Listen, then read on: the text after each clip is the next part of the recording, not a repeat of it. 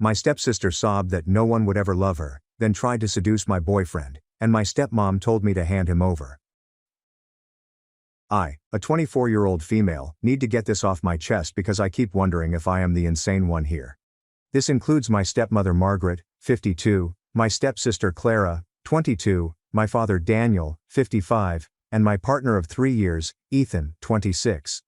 It's critical to understand how we arrived here.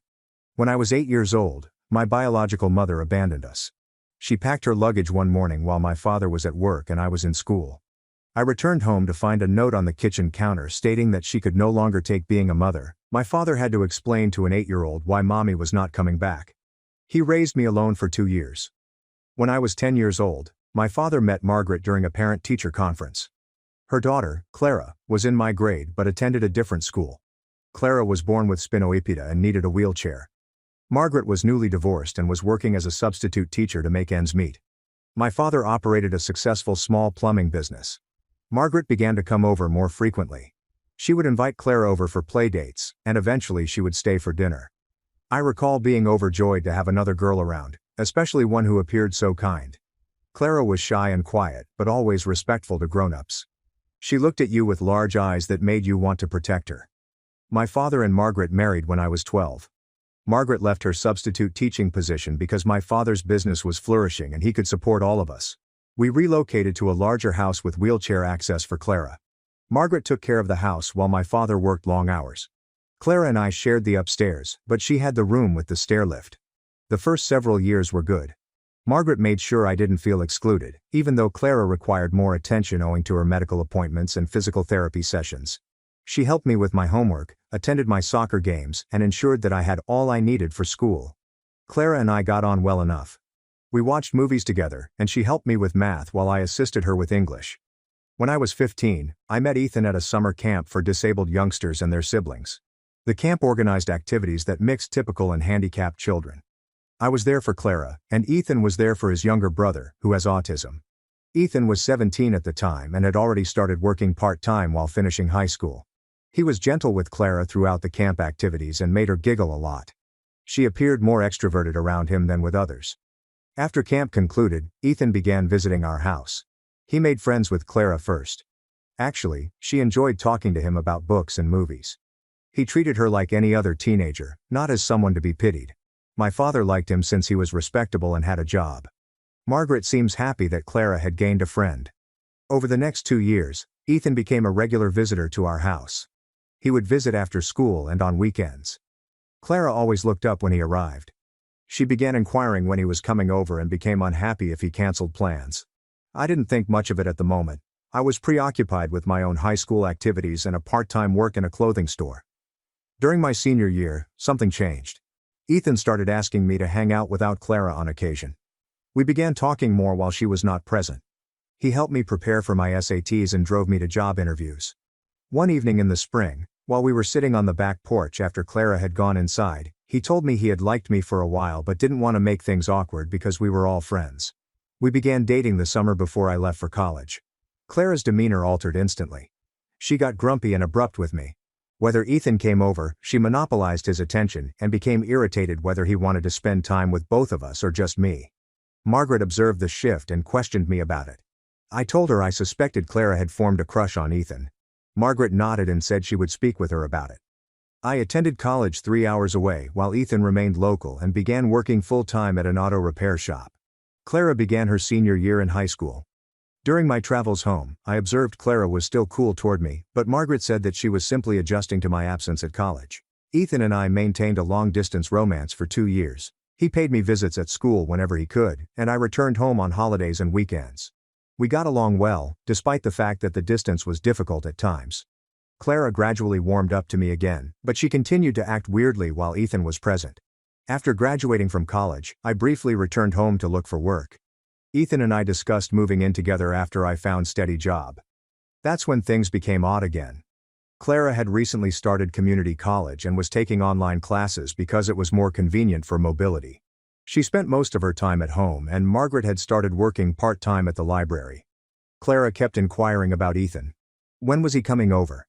Could she phone him and inquire about something? Did I imagine he'd want to watch a specific movie with her? Ethan stopped over one afternoon while I was attending a job interview. When I arrived home, Dad grabbed me aside and said Clara was acting strangely. She had recommended they watch a romantic movie and was attempting to persuade him to sit closer to her on the couch. When he kept his distance, she burst into tears, claiming that no one would ever love her due to her condition. Ethan felt bad, but claimed he had manufactured an excuse to depart early. I told Margaret about it that evening. She listened, then stated that she would handle it. She reminded me that Clara has minimal social engagement and may not grasp proper boundaries. I accepted the explanation and attempted to be more understanding. 2 weeks later, I started working for a marketing agency in the next town over. Ethan and I discovered a little apartment that we could afford together. Margaret's face became pale when I told her about our upcoming move. Clara began crying and dashed to her room. My father seemed pleased for us, but Margaret barely talked the remainder of the evening. Margaret's attitude cooled during the next month as Ethan and I prepared to move. She mentioned how I was departing my family and how Clara would miss me. Clara alternated between absolutely ignoring me and being excessively clingy. She began to attend more medical appointments and complain about pain more regularly. Clara had what Margaret described as a panic attack a week before we were planned to relocate. She hyperventilated and stated she couldn't take my departure. Margaret insisted on postponing the relocation until Clara felt more stable. My father supported Margaret's proposal. Ethan was frustrated, but he decided to wait a few more weeks. Clara's bouts increased in frequency throughout the course of those weeks. When relocation plans came up, she would have breathing problems or complain of extreme pain. Margaret booked further doctor appointments and stated that the physicians were concerned about Clara's stress levels. My father asked me to be patient and understanding. This pattern maintained for 2 months. Every time Ethan and I tried to schedule a move, Clara had a medical emergency. Margaret would add that the physicians advised against making any big changes in Clara's environment. I began to assume the incidents were not wholly medical, but I felt bad for believing so. Margaret approached me last month and requested a private conversation. She expressed concern about Clara's mental health and mentioned that doctors had indicated Clara would benefit from having Ethan around more often because he tended to calm her down. Margaret requested if Ethan might spend more time at home, possibly even moving into our extra room temporarily, to assist Clara acclimate to the changes. I told Margaret that Ethan was my boyfriend, not Clara's babysitter, and that we had separate plans. Margaret's expression changed. She expressed disappointment with my selfishness and that I did not comprehend how much Clara had been through in her life. She claimed Clara deserved to be happy as well, and that keeping Ethan away from her was cruel. That talk troubled me for several days. When I informed Ethan about it, he was stunned. He stated that he had never indicated to Clara that he was romantically interested in her, and Margaret's proposal made him uncomfortable. Yesterday, things came to a head. Margaret invited me to meet her in a coffee shop to talk. She appeared nervous, which is rare for her. She began by describing how much she had done for me over the years. How she had treated me like her own daughter, and how she had always prioritized my needs. Then she uttered something that made my blood turn cold. She told me Clara was madly in love with Ethan and that her medical episodes were genuine, but were caused by seeing Ethan with me. She explained that Clara had told her that she thought Ethan liked her as well, but was only with me out of responsibility because we had been friends before. Margaret then asked me to break up with Ethan. She explained that it would be a temporary sacrifice that would allow Clara to determine whether she and Ethan were compatible. She promised that if their relationship didn't work out, I could have Ethan back. She said this was my chance to repay her for all the years she had treated me like a mother. I stared at her for a long time, attempting to comprehend what she was asking. I informed her that Ethan was not a toy to be handed around, and that he had never expressed romantic interest in Clara. Margaret claimed that men didn't always know what they wanted, and that Ethan might surprise himself if he gave Clara a chance. Margaret burst into tears as I declined. She said I was selfish and didn't comprehend what it was like to see your child suffer. She said Clara might never find love because of her disabilities, but Ethan was gracious enough to look past it. She begged me to think about what was best for our family. I left the coffee shop without answering her. I drove directly to Ethan's job and told him everything. His reaction was fast and powerful. He described Margaret's request as inappropriate and manipulative. He told me that he had no love feelings for Clara, and would never have them. Now I'm here at our apartment, which we finally received last week despite the family drama, trying to figure out what to do next. Margaret has been calling and messaging me frequently. My father called this morning, asking why I was upsetting Margaret and what was so important that I couldn't compromise for Clara's sake. I haven't told my father exactly what Margaret requested me to do because I don't think he'd believe me. Margaret has always been adept at portraying herself as the rational one who simply wants everyone to be happy. I'm also concerned about what will happen to Clara if everything comes out. But I can't stop thinking about Margaret's request. The more I think about it, the more I realize it has been happening for years. All those times Clara became upset when Ethan and I spent time together. All of the medical issues that conveniently occurred as we attempted to go forward with our relationship. Margaret called me selfish for desiring my own life. Am I wrong to decline Margaret's request? Is there a compromise I'm not seeing?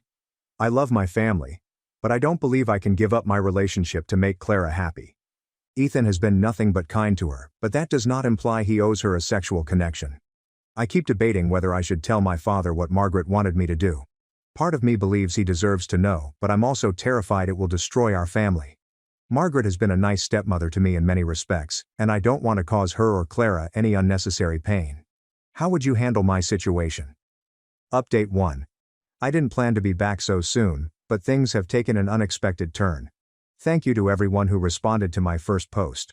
Many of you felt I should tell my father what Margaret had requested me to do, and you were correct. After posting, I spent several days attempting to figure out how to approach the situation. Margaret kept phoning and texting, imploring me to reconsider her plea. She began giving me articles on how difficult it is for people with disabilities to find love, and how critical it is for family members to support one another. Clara was also texting me, but her messages were different. She kept inquiring when Ethan would come over again, and if he had mentioned her. Ethan was becoming frustrated with the situation.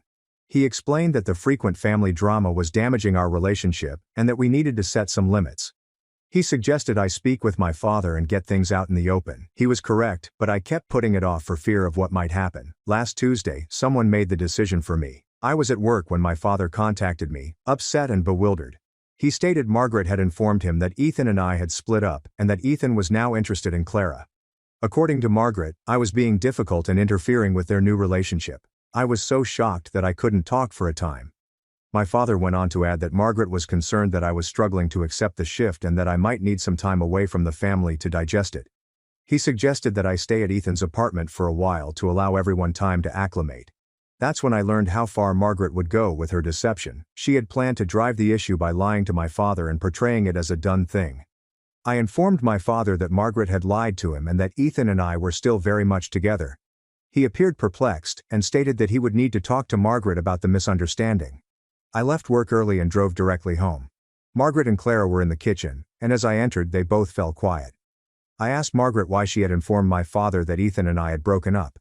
She became uneasy and stated that there had been a misunderstanding. She claimed she was talking hypothetically about what might happen if I opted to prioritize Clara's needs. Clara sat at the kitchen table, glancing back and forth with us. I could tell she was aware of what was going on, but I was unsure how much Margaret had informed her about her plans. I asked Clara directly if Margaret had informed her that Ethan and I had split up. Clara nodded, saying Margaret had told her that Ethan would be spending more time with her and less time with me. That's when I discovered Clara was involved, at least partially. Margaret had been preparing her for the desired conclusion, most likely raising her hopes. I questioned Clara if she truly believed Ethan had romantic feelings for her. She became defensive, claiming that Ethan was always kind to her and had told her she was beautiful and intelligent. I asked when Ethan had said such things. Clara described interactions that seemed friendly and supportive, rather than amorous. Ethan had never said anything untoward to her, but Margaret had obviously misinterpreted his generosity as romantic desire and shared her thoughts with Clara. When my father returned home from work, I wanted to speak with him quietly. I told him everything, from Margaret's request at the coffee shop to her lies about Ethan and I's breakup. My father listened without interrupting, and his look became more serious as I spoke. After I finished, my father remained silent for a long time. He then stated that he needed to hear Margaret's side of the story before making any judgments. He summoned Margaret into the room and asked her to explain what was happening. Margaret's tale was completely different than mine. She claimed I was rude to Clara about her love for Ethan, and that I threatened to keep Ethan away from the family if Clara didn't stop having crushes on him. She clarified that she had just suggested that I consider Clara's sentiments when making relationship decisions, not that I break up with Ethan. She said I misunderstood and exaggerated her request. Clara corroborated Margaret's version of events. She claimed I had been rude to her about Ethan, and Margaret was only trying to protect her. She claimed she never requested Ethan and me to break up, but it upset her when I acted as if she wasn't allowed to have feelings. My father stared between us, evidently trying to figure out who was telling the truth. He explained that this was a complicated scenario in which we all needed to calm down and find a way to work together. He recommended family counseling to help us communicate better. At that point, I understood Margaret had planned this confrontation. She had prepped Clara with a story that portrayed me as the villain and herself as a protecting mother. She'd undoubtedly been working on this story for weeks, knowing I'd ultimately tell my father about our talk. I informed my father that I would not be engaging in family counseling because Margaret had already demonstrated that she would lie to manipulate the situation. I explained that I needed some time apart from the family to consider whether I wanted to continue a connection with individuals who treated me this way. My father became enraged and accused me of being overly dramatic. He stated that families go through difficult times, and that walking away was not the solution. He accused me of being difficult and selfish, as my biological mother had been. That comment hit me hard. I'd spent my entire youth trying not to be like my original mother, who had abandoned us when things became tough. But I recognized that remaining in a position in which I was being misled and lied to was not loyalty. It was simply tolerating abuse. I packed my stuff and went to stay with Ethan. That was 2 weeks ago, and I have not returned to the house since. My father has called multiple times, wanting me to come home and talk things out. Margaret has sent messages apologizing for the misunderstanding and stating that she only wants the best for everyone. Clara texted to ask why I am being so harsh to the family. But this is what really upsets me. None of them have admitted what truly occurred. Margaret has not revealed that she asked me to break up with Ethan. Clara has not admitted that she hoped I would. My father has not admitted that Margaret lied to him about Ethan and my breakup. Instead, they're all acting as if this is just a family feud that got out of control. They want me to return and pretend nothing happened, to resume normalcy. But I can't do it now that I know Margaret's capabilities and how far she's willing to go to accomplish what she wants for Clara. Ethan has been absolutely supportive throughout this.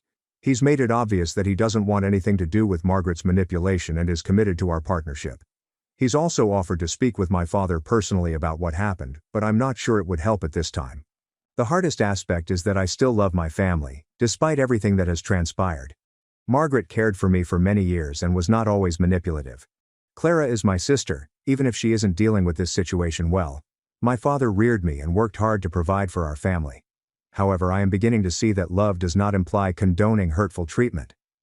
Margaret crossed a line when she asked me to give up my relationship for Clara's pleasure. She broke another line when she lied to my father and attempted to manipulate the situation to achieve her goals.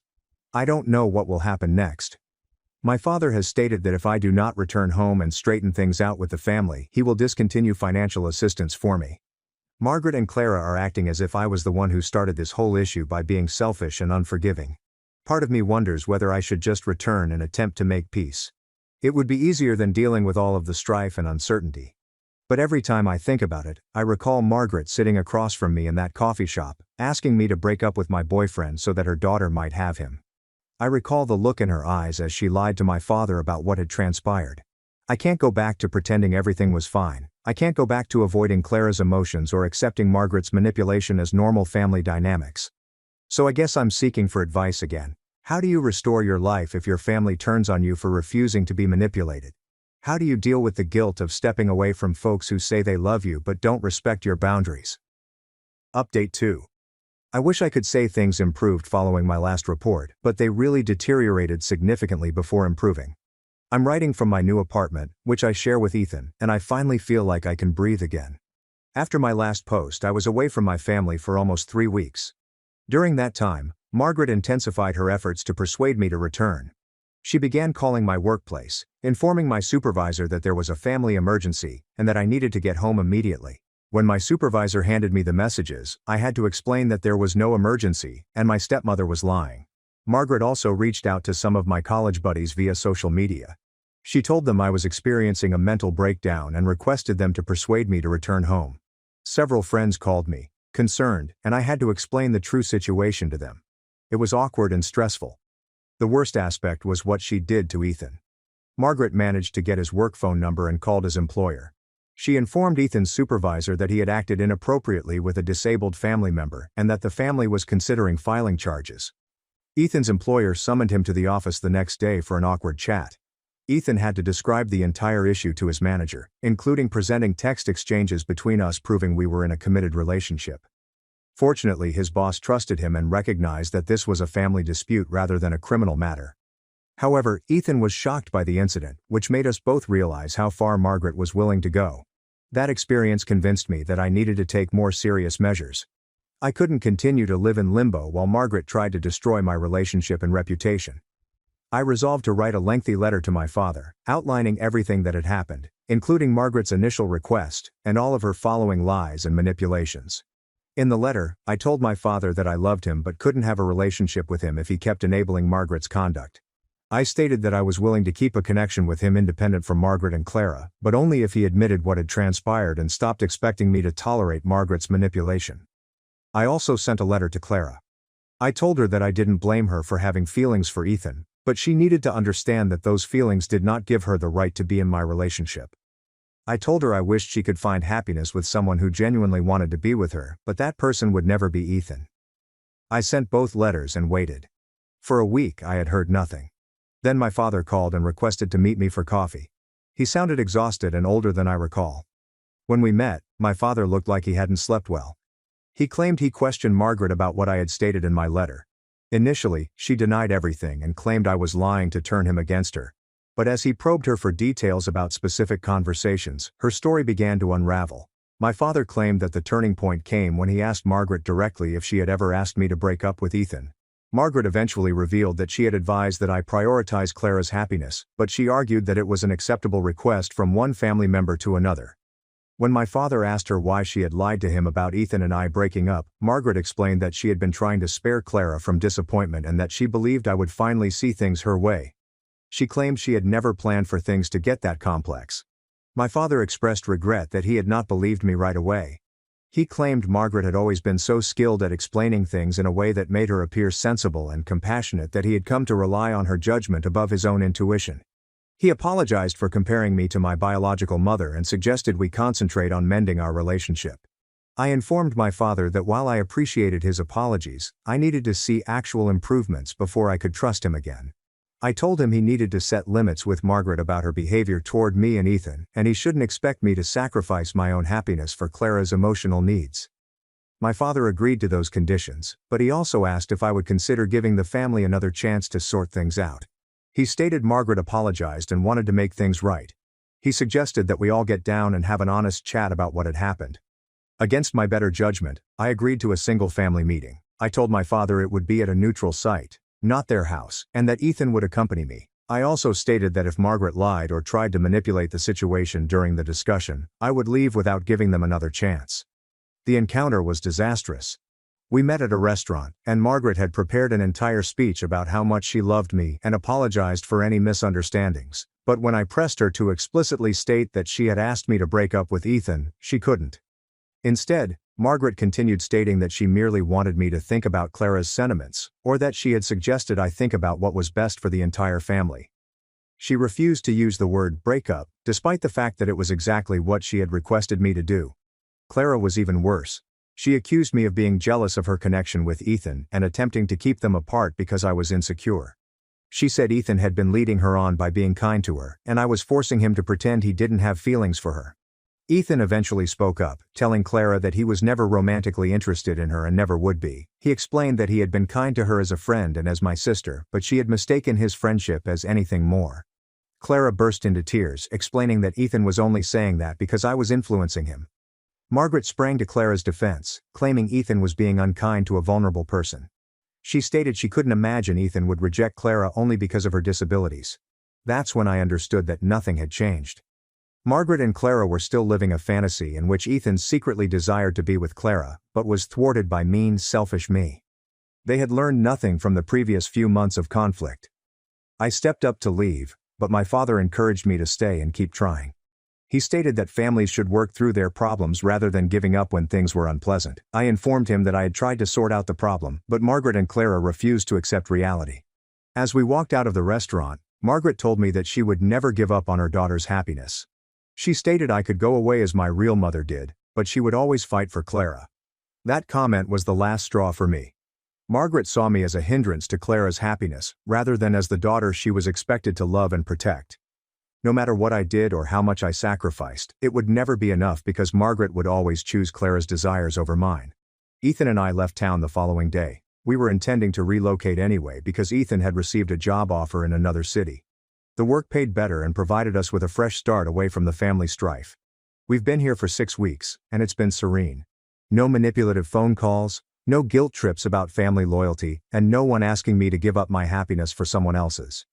Ethan enjoys his new career, and I found work at a marketing agency that is far superior to my previous position. My father has called a few times. Our chats have been cordial but distant. He keeps hoping that I will change my mind regarding Margaret and Clara, but I have made it obvious that this will not happen. I told him he was free to visit us here if he wanted to keep a connection with me, but I would not be returning to deal with Margaret's manipulation. Margaret sent me a farewell text message last week. She expressed her wish that I was content with my decision to leave my family for a man who would most likely abandon me ultimately. She claimed Clara was heartbroken and blamed me for being selfish and harsh. After that, I blocked her number. I also blocked Clara, who had been messaging me about how unjust I was being and how much I was harming the family by remaining away. The point is, I no longer feel guilty. For years I accepted that my position in the family was to be understanding, adaptable, and willing to make sacrifices for Clara's needs. I assumed it was what good sisters did and what appreciative daughters owed their stepmother. But now I understand that Margaret never considered me her daughter. She regarded me as a resource that Clara might profit from. When I ceased being useful in that way, she was willing to spread lies about me, damage my relationship, and attempt to harm my reputation. Clara never thought of me as her sister. She regarded me as a competitor for Ethan's attention, and finally as a barrier to obtaining what she desired. She was willing to take part in Margaret's deception and manipulation because it served her interests. My father was so committed to keeping the harmony in his household that he was willing to compromise my well-being rather than confront Margaret's actions. He wanted me to continue absorbing Margaret's manipulation so he wouldn't have to cope with the conflict of confronting her. None of that was love, despite everyone's claims. Love does not require you to give up your happiness for someone else's convenience. Love does not force you to accept falsehoods and manipulation in order to maintain family unity. I'm starting a new life with individuals that genuinely care about my well-being. Ethan has never asked me to give up anything for his benefit, and he has never lied to me or attempted to manipulate me. This is what a healthy relationship looks like. I'm not sure if my father will ever comprehend what happened, or if he'll always blame me for splitting up the family. But I have no influence over his choices. I can only manage my own actions, therefore I prefer to surround myself with people that treat me with respect and honesty. Update 3. I'm writing this final update to bring this chapter of my life to an end and to address some of the issues that have been raised.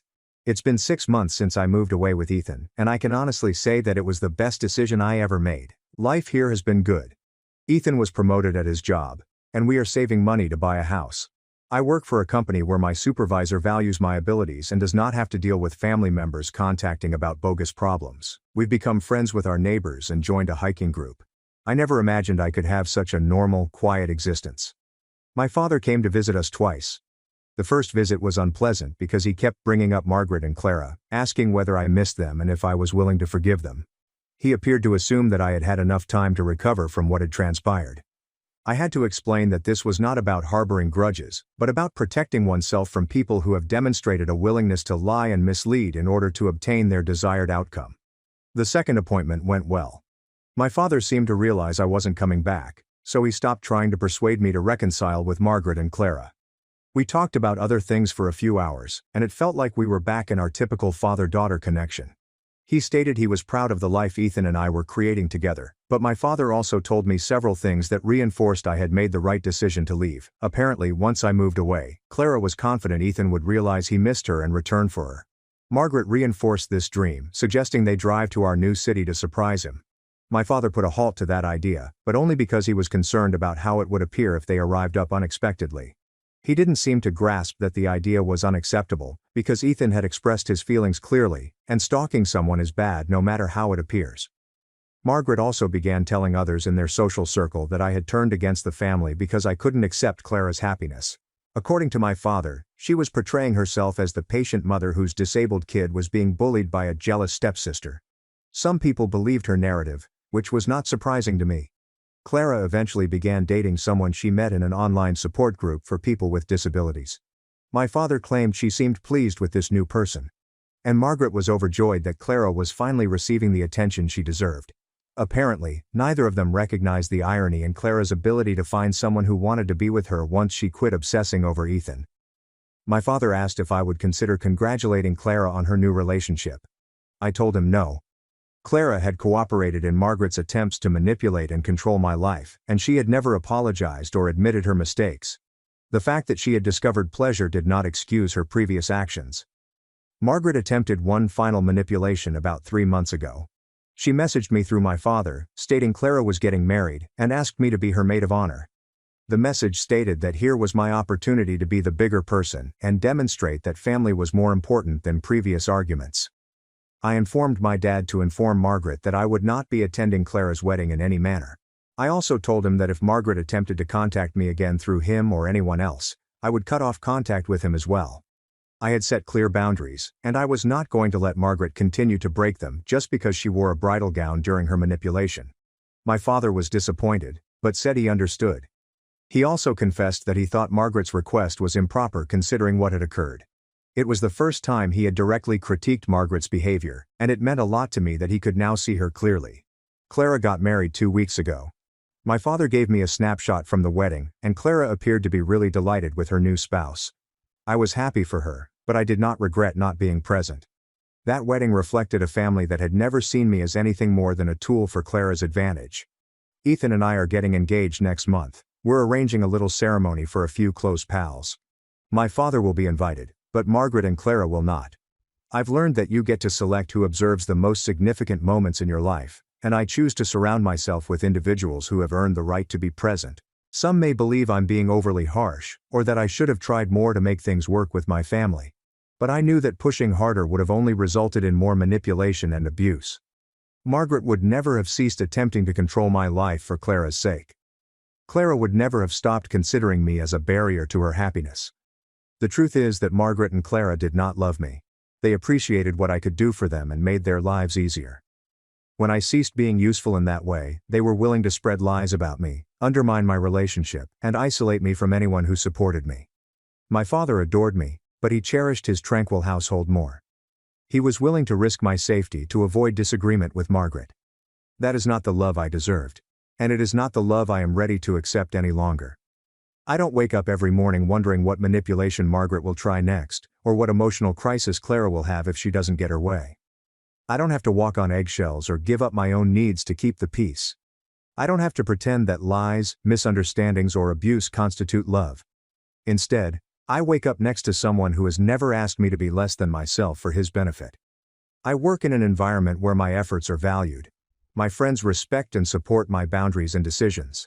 I have an honest relationship with my father, even if we are not as close as we once were. This is what happens when you refuse to accept hurtful treatment from those who pretend to love you. This is what it looks like when you prioritize your personal well-being over others' comfort. I'm not telling my story to gain sympathy or to persuade anyone that I made the correct decision. I'm publishing it because I wish someone had told me years ago that family members that control and lie to you aren't behaving out of love, regardless of what they claim. I wish someone had warned me that leaving toxic people does not mean giving up on family. It's about protecting yourself so you may have healthy relationships. If family members are asking you to sacrifice your happiness for someone else's benefit, or if individuals are lying about you to get what they want, you do not have to stay and accept it. You do not owe somebody your peace of mind or well-being simply because you share DNA or were raised by them. Margaret cared for me for many years, and I'm grateful. But appreciation does not imply that I had to let her dictate my adult life or ruin my relationship. Clara is disabled and experiences obstacles that I do not have to cope with, and I feel compassion for her. However, her challenges did not grant her the right to my lover or to join in attempts to manipulate me. My father worked hard to provide for our family when my biological mother departed, and I am grateful for everything he did. But his sacrifices did not imply that I had to sacrifice myself to keep his second wife happy. Sometimes the people who claim to love you the most will harm you the most because they believe their love gives them the power to control you. Sometimes walking away is the only way to preserve yourself. I don't think Margaret, Clara, or my father will ever realize what they did wrong. I'm not sure whether they will ever recognize that their treatment of me was wrong and detrimental, but I don't need their understanding or apologies to move on with my life. I have Ethan, who treats me like a partner rather than a possession. My buddies respect my boundaries. My skills are valued at my current employment. I have a future that belongs to me. not to others who believe they know what is best for me. That is enough. That is more than enough. That was all I needed, but I was reluctant to ask for it because I believed I owed others my loyalty, even if they didn't deserve it. If anyone reading this is coping with family members who manipulate, lie, or attempt to dominate their lives, please know that you deserve better. You deserve partnerships based on respect and honesty. You deserve the freedom to make your own life decisions without having to deal with the emotions of others. You do not need to set yourself on fire to keep others warm. You don't have to give up your happiness to express your love. You do not have to stay in hurtful situations simply because it is difficult to leave. This is my final update because this chapter of my life has concluded.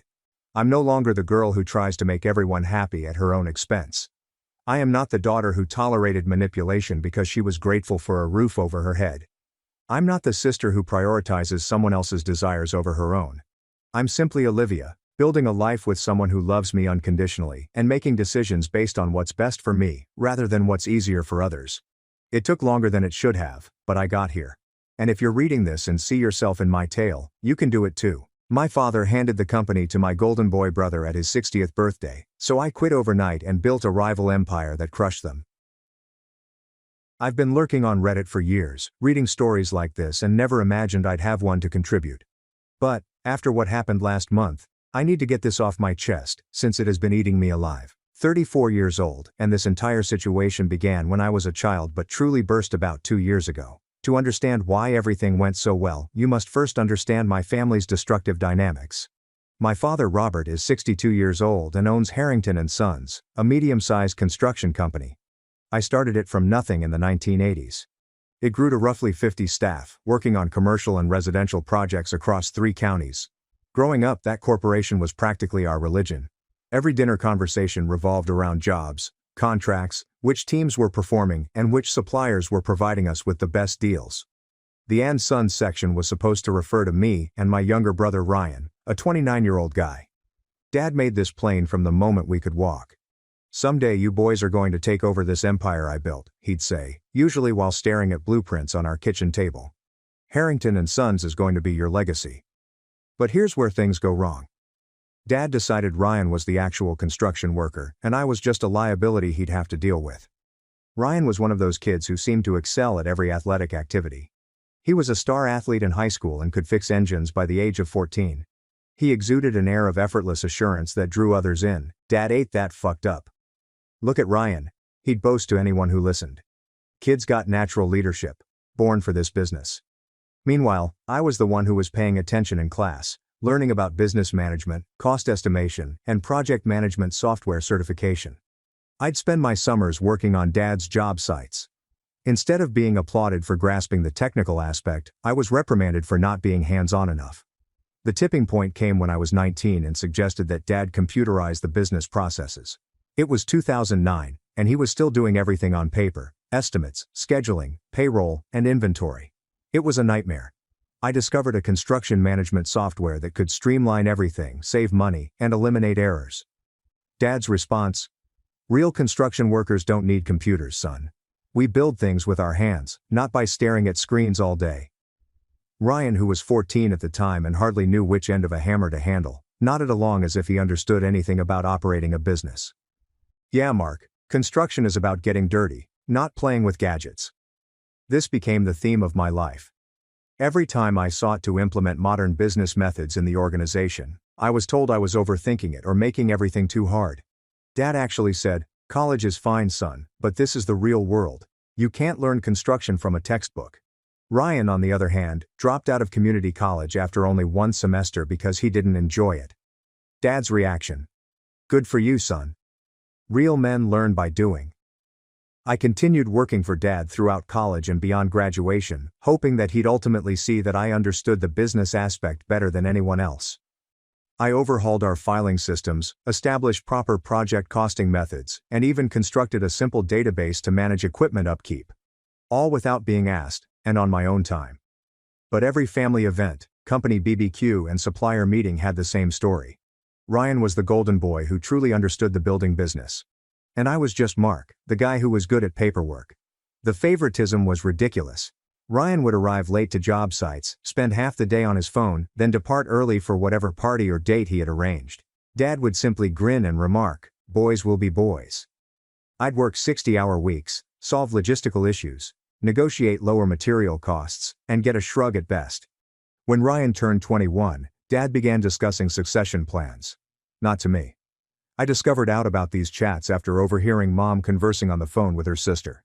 Apparently, Dad was already planning to delegate additional authority to Ryan, despite the fact that Ryan had never managed anything more sophisticated than a 7-man framing crew. I tried to talk to Dad about it directly. This happened around 3 years ago, when I was 31 and had been in the company for more than a decade. I'd just completed our largest commercial contract ever, a $2.3 million office complex that came in under budget and ahead of schedule. Dad, I began during a break one day, I think we should talk about the future of the company. I've got ideas about expansion, maybe getting into some specialty niches. I've been researching. He shut me off. Mark, you do good work. Don't get me wrong, but running this company takes a different kind of man than you are. I wasn't expecting it. What do you mean? Construction is a tough business. You need someone who can command respect from the crews, someone who understands what it means to get his hands dirty. Ryan's got that natural authority. Men follow him. Dad, I've been working on sites since I was 16. I know every aspect of this business better than. Knowing and leading are different things, son. Ryan's got what it takes to be the boss. You're more of a support guy. There's nothing wrong with that. Every good leader needs someone to handle the details. That conversation tormented me for several months. Support the guy. After everything I'd done, all the changes I'd made, and all the money I'd saved the company, I was only the support man. But the real kick in the teeth came 2 years ago, at Dad's 60th birthday celebration. He'd reserved the back room at this steakhouse, inviting the entire extended family, crucial staff, and some of our most important clients. I assumed it was just a birthday celebration. I was mistaken. About halfway through supper, Dad stood up and tapped his glass. I want to thank everyone for coming tonight. Turning 60 has got me thinking about the future, about legacy, about what kind of company I want to leave behind. My stomach began churning. I could see where this was headed. Harrington & Sons has been my life's work, Dad explained. But a man's got to know when it's time to pass the torch. That's why I'm proud to announce that Ryan Harrington will be taking over as president of Harrington & Sons, effective immediately. The audience gave a standing ovation. Ryan sprang up, grinning like he'd won the lottery, and hugged his father. Mom was shedding happy tears. I just sat there, witnessing my entire future be handed to my younger brother in front of 40 people. Ryan gave this statement about carrying on the Harrington legacy and moving the company into the future while maintaining traditional values. It was completely messed. The youngster couldn't tell the difference between gross margin and markup if his life depended on it, but everyone took it in. After the crowd dissipated, I cornered Dad in the parking lot. What the hell was that? I inquired. You didn't even discuss this with me. I've been working for this company for 15 years. Dad sighed as if I were being ridiculous. Mark, I told you. Ryan's the right man for this job. He's got the personality for it, the leadership skills. Construction crews need someone they respect. Respect, Dad? Half our guys have been asking me for technical guidance since they started. I'm the one who. You're good at the technical stuff. I've never said you weren't. But running a construction company isn't about spreadsheets and computers. It's about being tough, making hard decisions, and commanding respect. I laughed, but there was nothing funny about it. Natural authority? Ryan's never managed a budget over $50,000. He doesn't know our insurance requirements. He's never dealt with permitting issues. He couldn't read a complex blueprint if you gave him a week. His face tightened. Son, I'm going to say this once. Ryan is the future of this company because he's man enough to handle it. Some people are born leaders, and some people are born followers. There's no shame in knowing which one you are. When he said those words, everything changed. You've never been man enough to run this business, Mark. You're too soft, too academic, and too concerned with everyone's feelings. Ryan's got the balls to make the tough calls. That's what it takes. I stood there in that parking lot, watching my father walk away from me as if I were just another disappointed employee rather than his son. That night I took a life-changing decision. If I wasn't man enough to lead Harrington & Sons, I'd demonstrate my true masculinity by creating something greater. The following morning, I strolled into Dad's office and resigned. You're making a mistake, son, he stated without looking up from his paperwork. Where are you going to go? You've never worked anywhere else. I didn't reply. Don't worry about me, Dad. I'll figure it out. Dad had no idea, and neither did anyone else in my family, that I had been silently preparing for this possibility for months. Throughout the evenings I worked late at the office, I documented everything: client lists, supplier relationships, pricing strategies, and project procedures. I'd been putting together a comprehensive picture of how Harrington and Sons operated, what our competitive advantages were, and more crucially, where our shortcomings were. I had also been networking. Construction is a relationship business, and over the course of 15 years, I'd developed strong relationships with subcontractors, suppliers, and even certain clients. People recognized my work, valued my attention to detail, and believed my word. Dad always believed Ryan's backslapping style was important, but the majority of our recurring business came from clients who knew I would personally oversee their projects. Within a week after resigning, I had submitted the paperwork to establish Pinnacle Construction Solutions.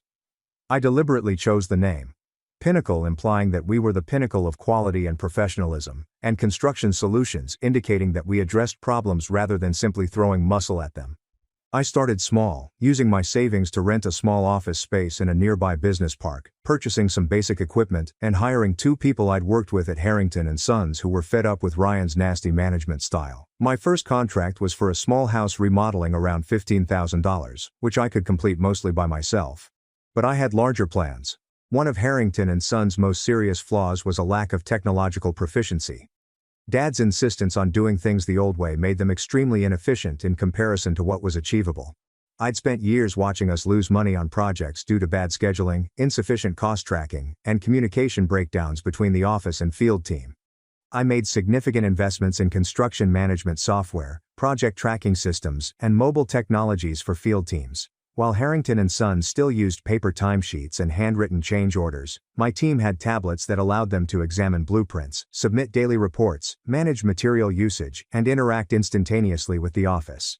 The efficiency gains were amazing. I could quote tasks more correctly because I had real-time cost information. Better communication mechanisms enabled me to detect problems before they became costly disasters. I could schedule more efficiently since I knew exactly where my staff were and what they were working on. More crucially, I could demonstrate to clients just what they were paying for.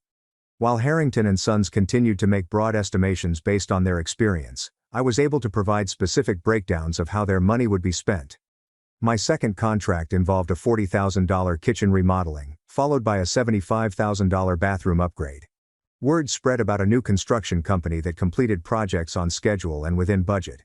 I also focused on the commercial market, which Dad had always struggled with. He excelled at domestic and small commercial works, but anything demanding intricate coordination or rigorous adherence to laws made him anxious. I positioned Pinnacle as the organization capable of handling intricate projects such as medical facilities, educational buildings, and anything else that required specialist understanding. 6 months after launching Pinnacle, I secured my first major commercial contract, a $400,000 refurbishment of a medical office building. It was the type of job that Harrington and Sons would struggle with. There are numerous regulatory standards, strict deadlines, and no tolerance for errors. I crushed it. I finished 2 weeks early, 8% under budget, and the customer was so pleased that they quickly hired me for their next location. During this time, I seldom spoke with my family. Dad would occasionally call to see when I'd come to my senses and return to the family business. Ryan never called. He was probably too busy playing CEO. Mom would try to guilt me into attending family gatherings. "Your father misses you," she would remark. "This whole thing is just pride. You boys should work together." But I was no longer interested in working together. I wanted to prove a point. The breakthrough happened roughly 18 months after I started Pinnacle. I'd been developing relationships with general contractors who handled large commercial projects, portraying myself as a dependable subcontractor for specialized work. One of them approached me with a large project, a $2.8 million restoration of a business headquarters downtown. It was exactly the type of work Harrington and Sons had always desired but had never been qualified to do. Complex mechanical systems, high-end finishes, unrealistic deadlines, and a perfectionist client.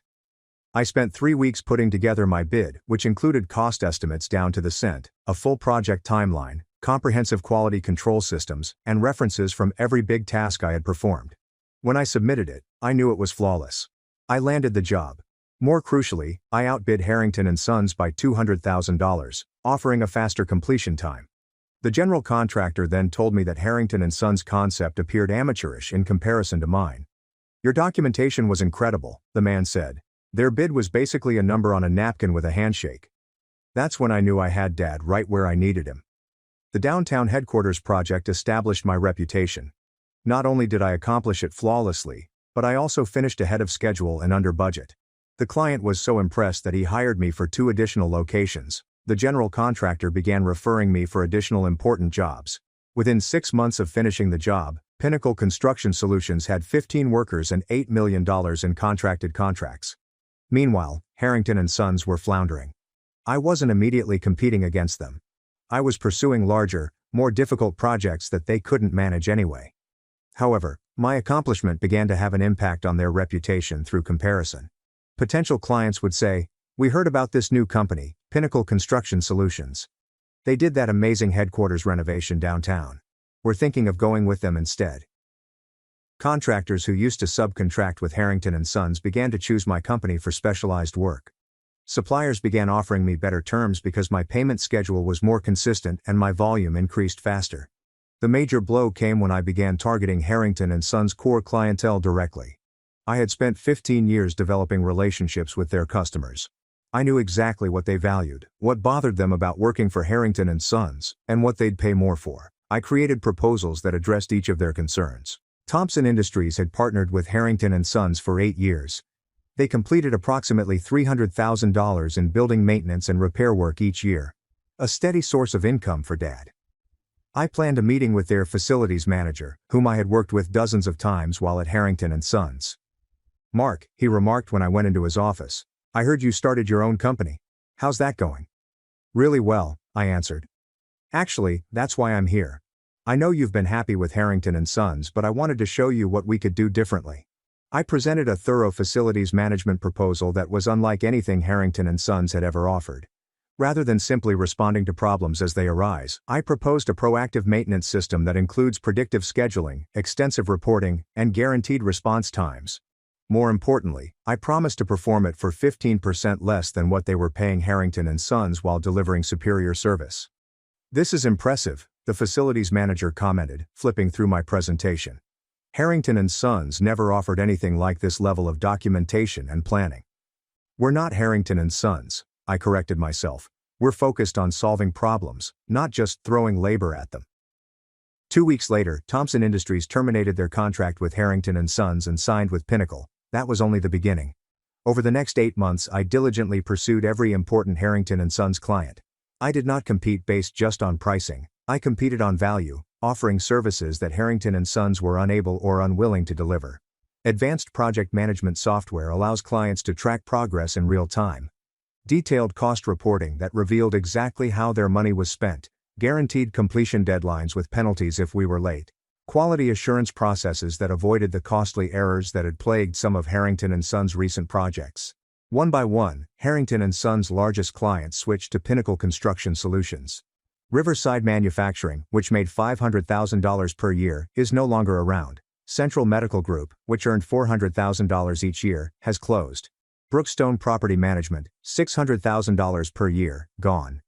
Each time a client transferred, I made sure to send Dad a courteous thank you note, assuring him that I would take excellent care of our mutual associates. The calls from Mom became more frequent. "Your father is worried about the business," she'd tell you. "Some of his oldest clients have left, and he believes there is someone spreading rumors about the company." I never informed him it was me. I assumed he would figure it out eventually. He did. The confrontation took place on a Tuesday afternoon in March.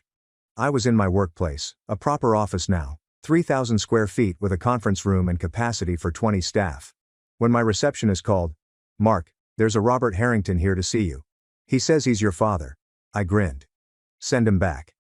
Dad stepped into my office, appearing as if he'd aged 5 years in the 2 years since I left Harrington & Sons. His face was flushed, his hands shook slightly, and he had that expression he used to have when a task went horribly wrong. "You son of a bitch," he yelled before he even got through the door. "Nice to see you too, Dad, please take a seat." He did not sit down. Instead, he stood in front of my desk, staring around my office as if he couldn't believe what he saw. "Thompson Industries, Riverside Manufacturing, Central Medical. You've been stealing my clients." "I haven't stolen anyone," I replied without arguing. "I've been offering better service at competitive prices. Last I checked, that's called business." "Business? This is sabotage. You're trying to destroy everything I built." I took a seat and studied him. I'm not trying to destroy anything, Dad. I'm just showing the market what real construction management looks like. His expression changed. Real construction management? Do you think you know something about construction that I don't? I do.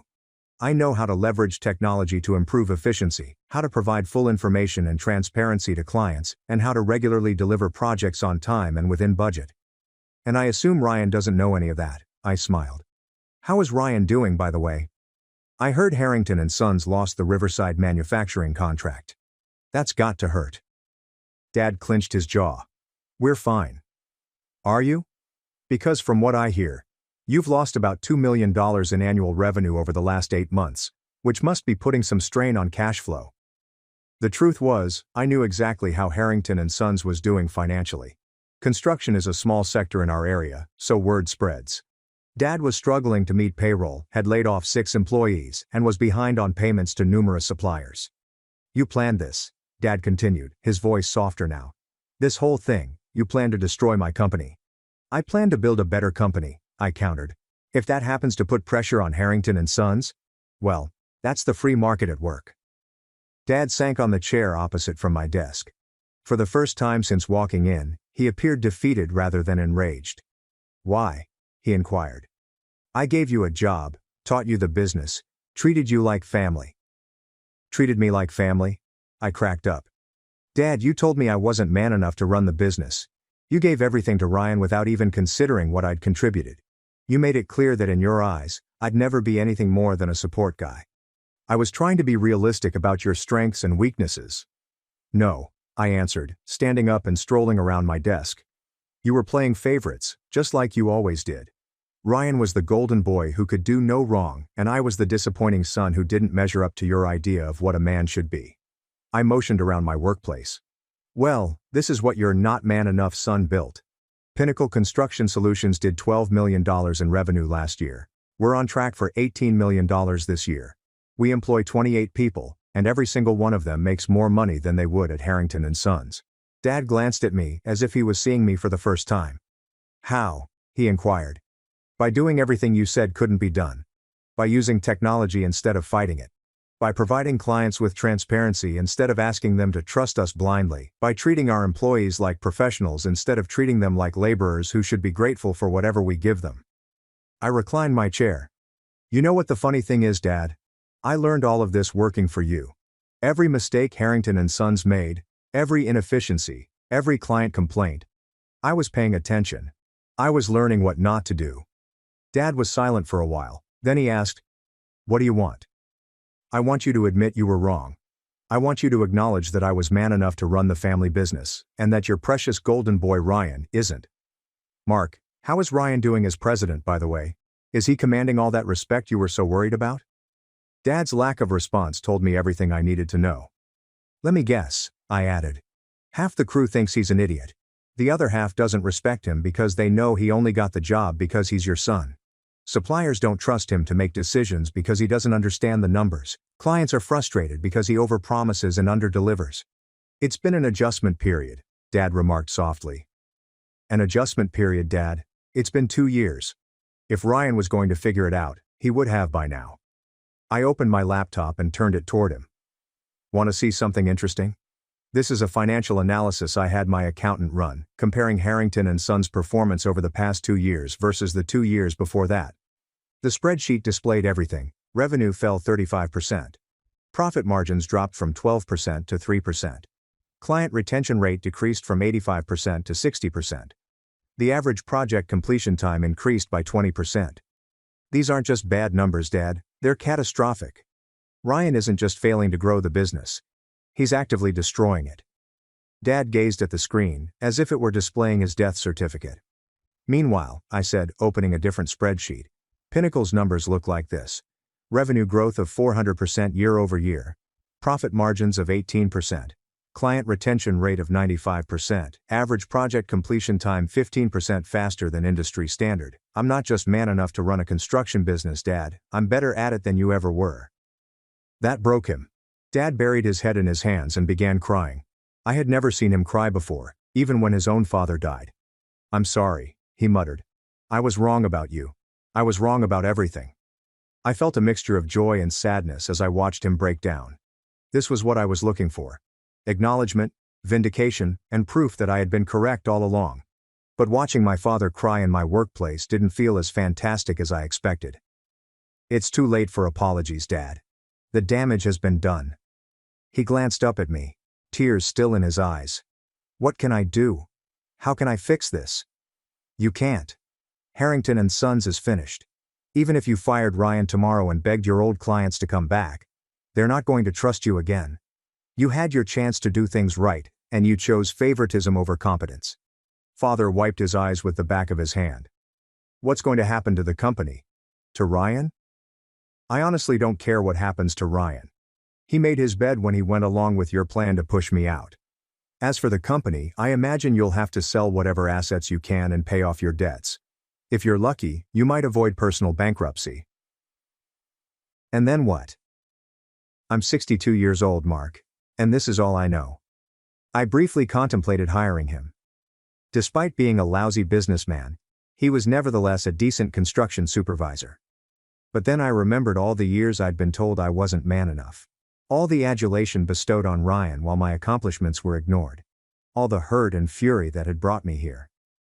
I guess you'll figure it out, I told you. You're a smart guy. You'll adapt. Dad rose up slowly as if everything hurt. I guess I deserve this. You do, I replied. But for what it's worth, I didn't do this to hurt you. I did it to show you wrong. He nodded and proceeded toward the door. He then came to a halt and reversed his direction. For what it's worth, son. I'm proud of what you've built here. I should have seen it sooner. Yeah, was my response. You should have. After he departed, I sat in my office for a long time, reflecting on all that had occurred. I'd gained everything I wanted, confirmation that I was better than Ryan, Dad's admission that he was wrong, and the satisfaction of watching Harrington and Sons fail. But I also felt empty, as if I'd won a fight that no longer matters. That happened 3 months ago. Harrington and Sons filed for bankruptcy last month. Dad had to liquidate the company's assets to repay creditors. Ryan is now working for one of our competitors, earning approximately half of what he used to, and most likely receiving the respect he deserves. Dad occasionally calls me to see if there is any employment available at Pinnacle. I have not hired him yet, but I am thinking about it. He's a good supervisor when he's not attempting to choose favorites, and we're growing quickly enough to require experienced employees. The irony is that Ryan contacted me last week, the first time we'd spoken since I quit Harrington and Sons. Mark, he commented, I want to apologize. I should have stood up for you with Dad. I knew you were better at the business side than me, but I was selfish and let him play favorites. Little late for that, don't you think? Yeah, probably. But I wanted you to know that you were right. I wasn't ready to run that company. I'm not sure I'll ever be ready to run a company. So what are you going to do now? I don't know. Maybe go back to school, try to learn some of the stuff you tried to teach me. Maybe see if you'd be willing to hire me at Pinnacle. I was chuckling. You want to work for me? I want to learn how to do things right, and you're the only person I know who actually knows how to run a construction business. I have not determined what to tell him yet. Part of me believes it would be satisfying to have my golden boy brother working for me and possibly learning some humility. But a part of me believes it is best to leave the past behind. Right now my primary focus is on growing Pinnacle Construction Solutions. We'll be bidding on a $15 million hospital rehabilitation project next month, the kind of job that Harrington and Sons would never have been qualified for, and the type of challenge that makes me want to get out of bed in the morning. Mom still invites me to family meals. However, the situation has changed dramatically. Instead of discussing Ryan's latest accomplishments, everyone asks me about my firm, my expansion plans, and my thoughts into the construction sector. It feels strange to be the successful son after being the disappointment for so long, but I'll take it. The funniest aspect is that Dad's colleagues and business acquaintances suddenly refer to me as the one who truly understands construction, as if they had always known I was the smart one rather than the guy who was not masculine enough to operate a construction company. I suppose the moral of the story is that sometimes you have to burn everything down to prove that you were correct all along. It isn't the most mature approach, but it certainly is pleasant. Update. Dad began working for me as a project supervisor 3 weeks ago. He called me aside on the first day of work and said, I want you to know that you're the boss here, no special treatment because I'm your father. If I screw up, fire me. So far he's been fantastic. When he's not attempting to pick favorites with his boys, he's actually a good manager. Who knew? Ryan is still considering if he wants to work with Pinnacle. I advised him that if he was serious, he should start at the bottom, general laborer. Perhaps he can work his way up to crew chief if he proves himself. No shortcuts this time. We'll see if he has the courage to swallow his pride and do the work. My parents told me, "It's time you found a wife," then kicked me out for my jobless brother. So I bought the house and made him pay rent. Or leave. "You've always been jealous of me," my brother yelled. I smiled. "No, I just showed up, and now I own everything you thought was yours." This occurred over the course of several years. Utilizing fake disclaimers. I, a 32-year-old male, always knew my family considered me to be their backup son. You know how some parents pretend to love? Are all of their children treated equally? Mine didn't even try to conceal their bias. My brother Ethan was their pride and pleasure. Personally, I was just there. Growing up in a middle-class neighborhood in Minneapolis, my mother would literally beam whenever Ethan entered a room. She'd corner random folks in church or the grocery store to boast about Ethan's recent accomplishments, while I stood there like a damn shadow. When he departed to prepare for college at Northwestern, she was depressed for months. Not exaggerating. She called him every day, just like she was going through withdrawal or something. It was truly pathetic to watch. They didn't hate me. I just wasn't Ethan. He was loud and played football and received all of the attention, his charismatic personality or being an annoying loudmouth. I was more reserved, but athletic. I wrestled in high school and even placed in state. Twice. However, somehow my trophies ended up in boxes in the basement. Participation medals from elementary school football had top display space in the living room. I am not even joking. This guy had a greatly improved certificate from 4th grade football hanging in the hallway until I moved out. I realized quite early that no matter what I achieved, I would never measure up to St. Ethan. Even though I graduated with honors in business management and got solid work in a medical equipment distribution company, my mother responded, "That's nice, honey. I heard Ethan might be up for a promotion in his marketing firm." Mind you, Ethan had been up for promotion about 5 times already, and somehow never received it, possibly because he spent more time networking at bars than actually working. However, my parents would never acknowledge that. The worst part was that I accepted it. I assumed that's how families worked. Someone gets to be the golden child, and someone must be the spare. Guess which role I got stuck with? When I was 23, I was working. For about a year following graduation, my parents dropped what they believed to be good news. They were going to retire. Mom had me jumping between random part-time jobs. I worked at apparel businesses for years, and Dad was done as an insurance adjuster. Their great plan? I'd move back home to assist until Ethan had kids. Then they'd relocate to Colorado to be near him. Let's fast forward. Ethan and Lena still hadn't produced the grandchildren they were desperate for. Indeed, he was really struggling. He and his wife struggled to pay their payments in Denver. I hadn't seen him since I think it was 2 Christmases ago, and he spent the entire weekend complaining about his condominium, his boss, and pretty much his entire existence. He wore fancy clothing he could not afford. He would show up in these $300 jeans and new watches, grumbling about how the system was keeping him down. He scarcely acknowledged me, treating me as if I weren't family. The dog was only there for the background noise. Meanwhile, I was holding everything together. I had worked my way up to regional sales manager, which began paying rent to cover their expenditures. I took care of the house and yard. Everything. I even renovated their bathroom and constructed a balcony in the backyard with my own 2 hands. Put in these composite boards that do not splinter or decay. Did all of the railings. I am the whole 9 yards. My life wasn't ideal, but it was reliable. I had a good bunch of mates and played in a recreational hockey league. I dated when I had the time. But no matter what I did, my mother continued to discuss Ethan as if he were God's gift to humanity. When I closed a significant account, increasing my commission by thousands, Mom responded by asking if I could lend Ethan money since he was going through a hard stretch, the roughest. Having leased a BMW, he couldn't afford it and was now scared about the payments. But this wasn't the first. It was perhaps the 5th time they had asked me to bail him out. Every family gathering, it was the Ethan show. If he bothered to call in on holidays, everyone would crowd around the phone as if the president was on the line. If he deigned to visit, my folks would stay weeks preparing, getting his favorite foods, tidying his previous room like the queen was coming to stay. On my birthday, Mom would make a boxed cake. On Ethan's birthday, she would spend 3 days cooking all his favorites and invite the entire extended family. Then everything went to Ethan. He lost his job. He and Lena were already living together, living paycheck to paycheck, maxing out credit cards to preserve their picture. They were completely screwed.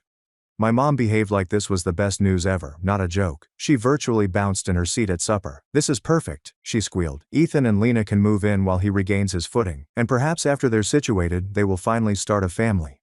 My stomach dropped. The way she stated it made it obvious she had been waiting for this. The same situation has played out for years. Never did she want to know what I thought about it. I was just expected to go along with whatever. Ethan, as usual, was in need. I remember staring at my plate and pushing around the mashed potatoes thinking, here we go again. Ethan fucked up and everyone bends over backward to accommodate him. It became worse. After a few evenings they sat me down for a family meeting. They wanted me to move out. There simply wasn't ample room for everyone, Mom stated, in a fake lovely voice. Besides, it's time for you to focus on finding a bride. Mom stated there was ample room for everyone, this in a fake lovely voice. Besides, it's time for you to focus on finding a bride and start your own family. But here's the kicker. They still expected me to continue paying rent even after I departed. I just sat there, feeling like I'd been sucker punched. For 5 freaking years I had put my life on hold to aid them. I had been the responsible one, while Ethan spent his life hundreds of miles away, and now they're kicking me out so Golden Boy and his wife might hijack my place. Dad must have noticed I was about to lose it, because he swiftly suggested I should take my time thinking about it. But I didn't need time. For the first time in my childhood I saw my parents for what they really were. It was never about being fair or recognizing what I had done for them. It was always about Ethan. I recall thinking, let's get this straight. You want me to move out of the house I've been keeping and paying for so Ethan can move in? And you still expect me to pay rent after I leave? Mom had the audacity to say, well, we're on a fixed income. Now, Ethan will need time to discover a new job. It would only last until he gets back on his feet. And how long will that be? I asked. She waved her hand dismissively. Oh, you know Ethan, he's so talented. He'll find something in no time. Yeah. Just like all those other times he was on the verge of success, I muttered. I've heard that song before. By morning, that emptiness had hardened into pure rage. I kept replaying every family dinner where they talked about Ethan, instead of asking about my promotion. Every time Mom displayed his old high school shirts to visitors, while my wrestling trophies accumulated dust in the garage, every sign that I was simply a placeholder until they could get their golden child back. However, they still expected me to pay. I was not going to pay their bills. I informed them that I would no longer be their ATM. I thought about it, but my mind was already made up. I was done being their backup plan. Over the next week, I discreetly packed my belongings starting with the vital ones. Papers and valuables, followed by clothing and other things I couldn't live without. I didn't inform them what I was doing. I knew I would lose it if they gave me any crap about it. I had gathered a lot of stuff over the years. Weights, equipment, publications, all the garments, everything had to be cataloged. I packed carefully. I had built a wonderful set of tools that worked on the house, and I wasn't going to leave them behind for Ethan to pawn the moment I was gone. I carefully packed my grandfather's antique toolbox, the only actual inheritance I'd gotten in this family, and made sure every socket and wrench was accounted for. While packing, I was also looking for a new place. I'd been paying for a place to live a significant portion of their mortgage, so I figured I could afford my own. I found a decent place in under 15 minutes. Close to work, good layout, 2 bedrooms. There was also a balcony where I could barbecue. Most importantly, it was mine. I signed the lease on a Thursday and scheduled the move over the weekend. My parents assumed I was still thinking about their proposal. Little did they know, I was methodically distancing myself from their life. Leaving that night was intense. I waited until after midnight, partially because it felt like a prison break, and partly because I couldn't handle their queries or guilt trips. I had already transferred most of my belongings over the past few days. I told my folks I was rearranging. They noticed boxes vanishing. This last trip was for my bed, the rest of my clothing, and my gaming setup. I left my house keys on the kitchen counter with a simple note. I found my own place. Don't approach me about rent. Simple. Everything we do is straightforward and direct. The relationship was not. I loaded the last of my belongings into my truck and drove away without looking back. The following morning, I blocked both my parents and Ethan on literally everything. Phone, email. I didn't even want to use social media, including LinkedIn. He tried to contact me through work connections. For the first time in years I felt liberated. That first week in my new house was like walking into a new life. I could leave my exercise bag on the couch without Mom complaining. I could come and go without explanation. I even started meal prepping properly and got back to my training schedule without interruptions. I set up my weight bench in the second bedroom. I got all of my protein and vitamins organized in the kitchen. For once, I didn't have to explain to anyone why I needed so much chicken breast in the fridge. However, the peace didn't last. About 3 weeks after I moved out, I received a call from an unknown number. I almost didn't answer, but something told me I had to pick up. It was my Uncle Tom. Tom and Dad had a competitive relationship since they were children. Unlike my father, Tom did not fuck. He had always been honest with me, and I respected that. He was the one I learned how to change my oil and fix a faulty faucet from, when Dad was too busy watching Ethan's high school games. "Noah, what the hell, man?" he asked. "You've just disappeared from your parents. They're about to lose their house." "What?" I was extremely surprised. "What are you talking about?" That's when Tom dropped the bombshell. It turned out Ethan had been jobless for 6 months, not just a few weeks like Mom claimed. And my parents had been surreptitiously sending him money the entire time. Not just in modest amounts, thousands every month to keep both him and Lena afloat in their pricey condo. To make matters worse, they took out a second mortgage on the house without telling me. I could barely process what I was hearing. "So let me get this straight," I said, my knuckles white as I grasped the phone. "They borrowed against the home without telling me, then expected me to continue covering their mortgage while they kept helping Ethan and Lena?" "That's right," Tom agreed. "And now they're worried because if they continue to miss payments, they might lose their house. You need to step up and fix this, Noah." I laughed. Actually, I laughed. "Fix it? Why is this my responsibility?" "They're your parents, Noah," Tom snapped. "Family takes care of each other." "Really? Where was Ethan when they needed assistance? He's been bleeding them dry for years. I've been the one keeping a roof over their heads." Tom went silent. He knew I was right. "Look, Tom, I appreciate the call.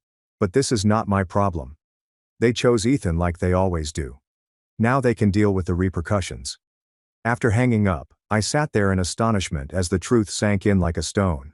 All the times they said they were a touch tight this month, when I asked if I might chip in more for utilities, it wasn't because their retirement wasn't going far enough. It was because they were funneling funds to Ethan behind my back.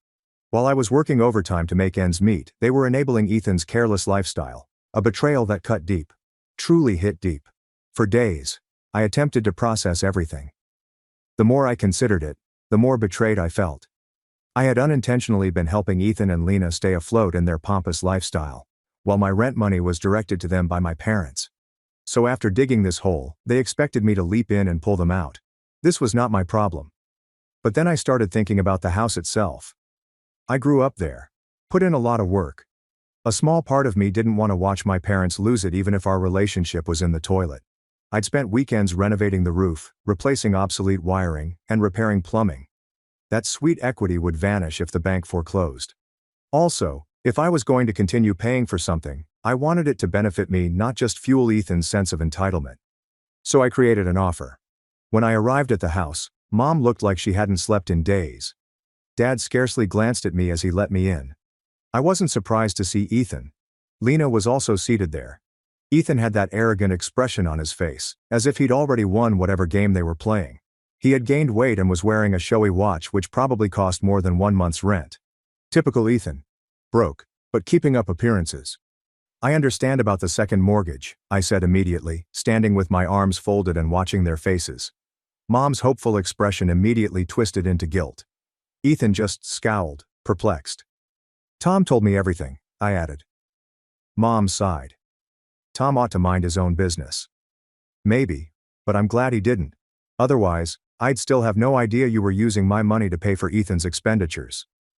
Dad began to interrupt, but I held up my hand. "Let me finish. I'm not here to fight or rehash the past. I have a solution that benefits everyone." I laid it out.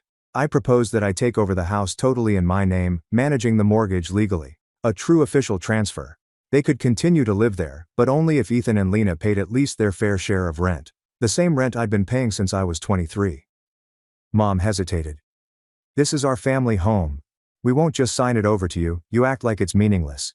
"It isn't nothing," I responded, keeping my voice stable. "It's your chance to keep it instead of losing the entire house. Currently the bank owns more of it than you do. If you continue to miss payments, they'll take it back. This is your best shot." Ethan jumped in. "You can't just walk in and take something that doesn't belong to you. This was supposed to be my inheritance, he said, his voice rising with every syllable. You've always been jealous of me trying to outdo me. Now you're using mom and dad's situation to steal what should be mine. I laughed right in his face. Your inheritance, Ethan? You've scarcely stepped foot in this house in 10 years. I've been here looking after mom and dad and paying the bills, while you've been living your life 3 states away and bleeding them dry. His face turned red, but he had no comeback. He just sputtered about how I didn't understand his situation and how the job market was terrible right now. Rich, coming from a guy who'd had 5 different jobs in the last 3 years, none of which he'd held for more than 6 months. I'm not trying to steal anything, I said calmly but firmly. But I'm not going to keep putting money into a sinking ship without expecting anything in return. If you want to stay, you need to contribute. Otherwise that's fine, but I won't pay for you to stay here for free while I struggle on my own. The room went silent. Eventually Dad spoke. We'll think about it. I nodded. Take as much time as you need, but remember the bank won't wait. You're already months behind. Payments are the only way you'll get my assistance. As I turned to go, Ethan couldn't resist one last dig. This is bullshit, he muttered. You've always been trying to prove you're better than me. I just smiled. No, Ethan. I don't have to try. I just have to show up. The expression on his face was priceless. I think that was the first time I had actually stood up to him directly. Mom gasped, as if I had slapped someone. Dad just stared at the floor. But it felt amazing. Damn good to finally express what I'd been thinking all these years. For a week, I didn't hear anything.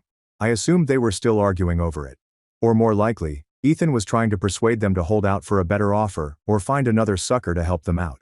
Probably figured if they ignored me long enough, I'd cave and just give them money with no strings attached. That's how it had always worked before. Then, out of nowhere, Lena called me.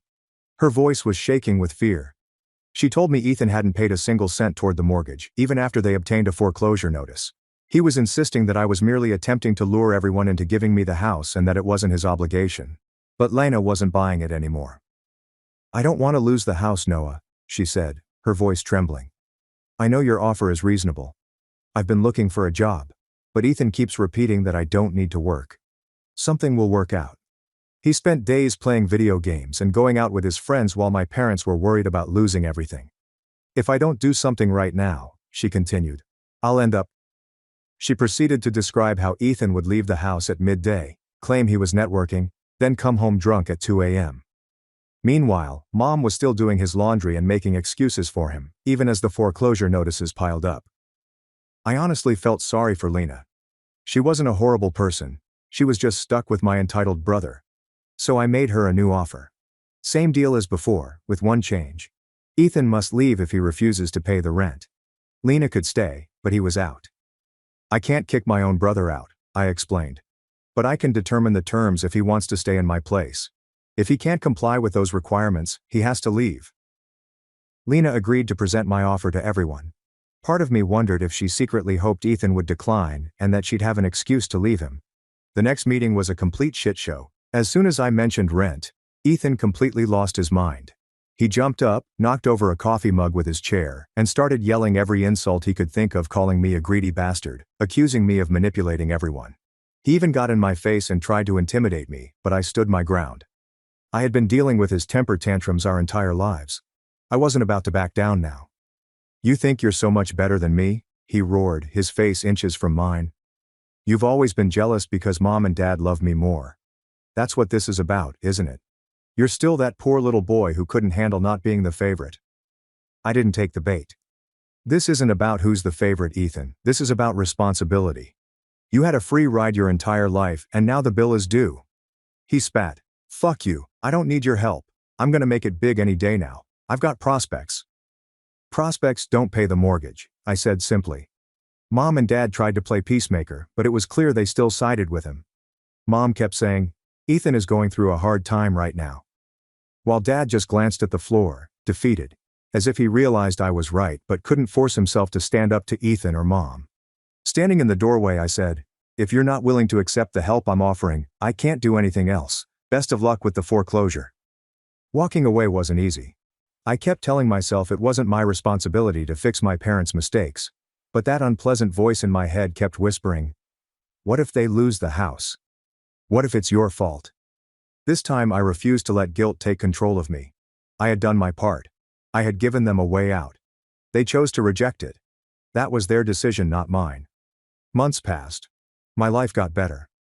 I started dating a physical therapist named Claire, got promoted at work, started taking Brazilian jiu-jitsu classes twice a week. My apartment finally felt like home. For the first time in years, I realized how much I had missed not anything extraordinary, just the simple freedom to live on my own terms. No one questioned why I needed so much freezer space for meal prep. No one makes snarky remarks about my obsession with exercise. No one made me feel like I was taking up space that rightfully belonged to someone else.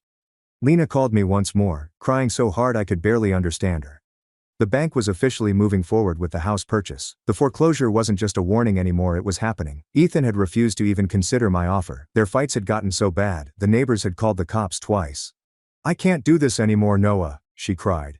"I have nowhere to go. Ethan maxed out all our credit cards. His friends have stopped letting him crash. Your parents are on their last nerve. The stress is causing health issues. Your mom's blood pressure is through the roof. Your dad looks like he's aged 10 years in the last 3 months. Please, if there's anything you can do." She told me about Ethan's lies and how he told everyone he had job interviews that didn't exist. How he even borrowed Dad's emergency credit card and racked up charges at bars and restaurants. When confronted, he exploded in rage, screaming that everyone was against him. I felt Lena deserved better than this. I felt sorry for her. My parents and Ethan, not her, had created this mess. I decided to give it one last shot. This time there was no room for negotiation. I would buy the house. But the title had to be transferred to my name immediately. Ethan, Lena, and my parents could stay, but Ethan would have to pay rent. If he refused, he had to go. And I made it clear. I wasn't covering any more of Ethan's expenses. This was my final offer. I told Lena they could take it or leave it, but I wasn't going anywhere. To my surprise, my parents finally agreed. I guess the fear of losing the house was stronger than their need to protect Ethan's ego. Even Ethan didn't fight much this time, though the look on his face made it clear he was furious. That day, we signed the documents and transferred the house to my name. It didn't feel real. My mom kept dabbing her eyes with a tissue, like she was signing away a child instead of a deed. My dad just looked at the house with slumped shoulders, signing where the lawyer pointed without reading the docs. Ethan wasn't there. Couldn't bother to show up for something this important. Typical. Just like that, I bought the house I grew up in. The house I'd been helping pay for since I was 23. The house that was supposed to be my inheritance someday. Someday had finally arrived. But not the way any of us imagined. I had always disliked him. Mom slumped in cries and wails about how her family was being torn apart. Dad simply sat at the kitchen table, looking blankly ahead. My folks were outraged. They accused me of being heartless, of leaving my family when they needed me most. However, I had heard it all before, and this time, it did not work. If they wanted to help Ethan, they could leave with him. I told them exactly what I told Ethan. This is my house now. Firmly. I had given Ethan additional chances. He was given 3 months to get his act together. He hadn't. I tried, but I am not operating a charity. "He's your brother," Mom screamed.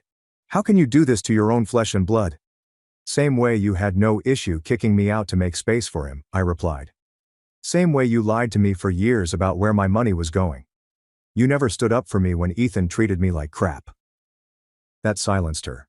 To my astonishment, they actually left. Reluctantly packed and moved out. The only one willing to take them in was Uncle Tom. The same one who lectured me about how families should stick together. Isn't karma a bitch? Tom lives in a modest 3-bedroom house. Must have been a dreadful change for my parents. Mom and Dad had to get part-time jobs at a hardware store just to pay their bills. Ethan, of course, went with them. He believed he was somehow the victim in all of this. I heard through the grapevine he was sleeping on a pull-out couch in Tom's home office, whining constantly about the lack of privacy. Lena didn't last more than a week with them. One evening she arrived at my door with a suitcase. "I'm done," she simply said. "I can't live like that anymore. Ethan refuses to get a job, and your mother still treats him like he's 12. She makes him lunch every day." At 32, Lena was actually trying to get back on her feet. I let her stay in the spare bedroom for a while. She landed a job at a local boutique quickly and eventually moved into her own place. I don't blame her for getting divorced. Ethan had been dragging her down for years. For me, everything just got better from there. Owning a house gave me a sense of security I'd never had before. For the first time, I had a place that was truly mine. I remodeled and converted the kitchen. Ethan's old room became a home gym power rack, bench, full dumbbell set. I built a fire pit in the backyard, replaced the old carpet with hardwood floors, painted the walls, and finally fixed the leaky faucet in the upstairs bathroom, the one Dad had been meaning to get to for a decade. A year later, my girlfriend Claire, 28, moved in. We got married in a small ceremony. I didn't invite my parents. Maybe not Ethan either. We've been crushing it ever since.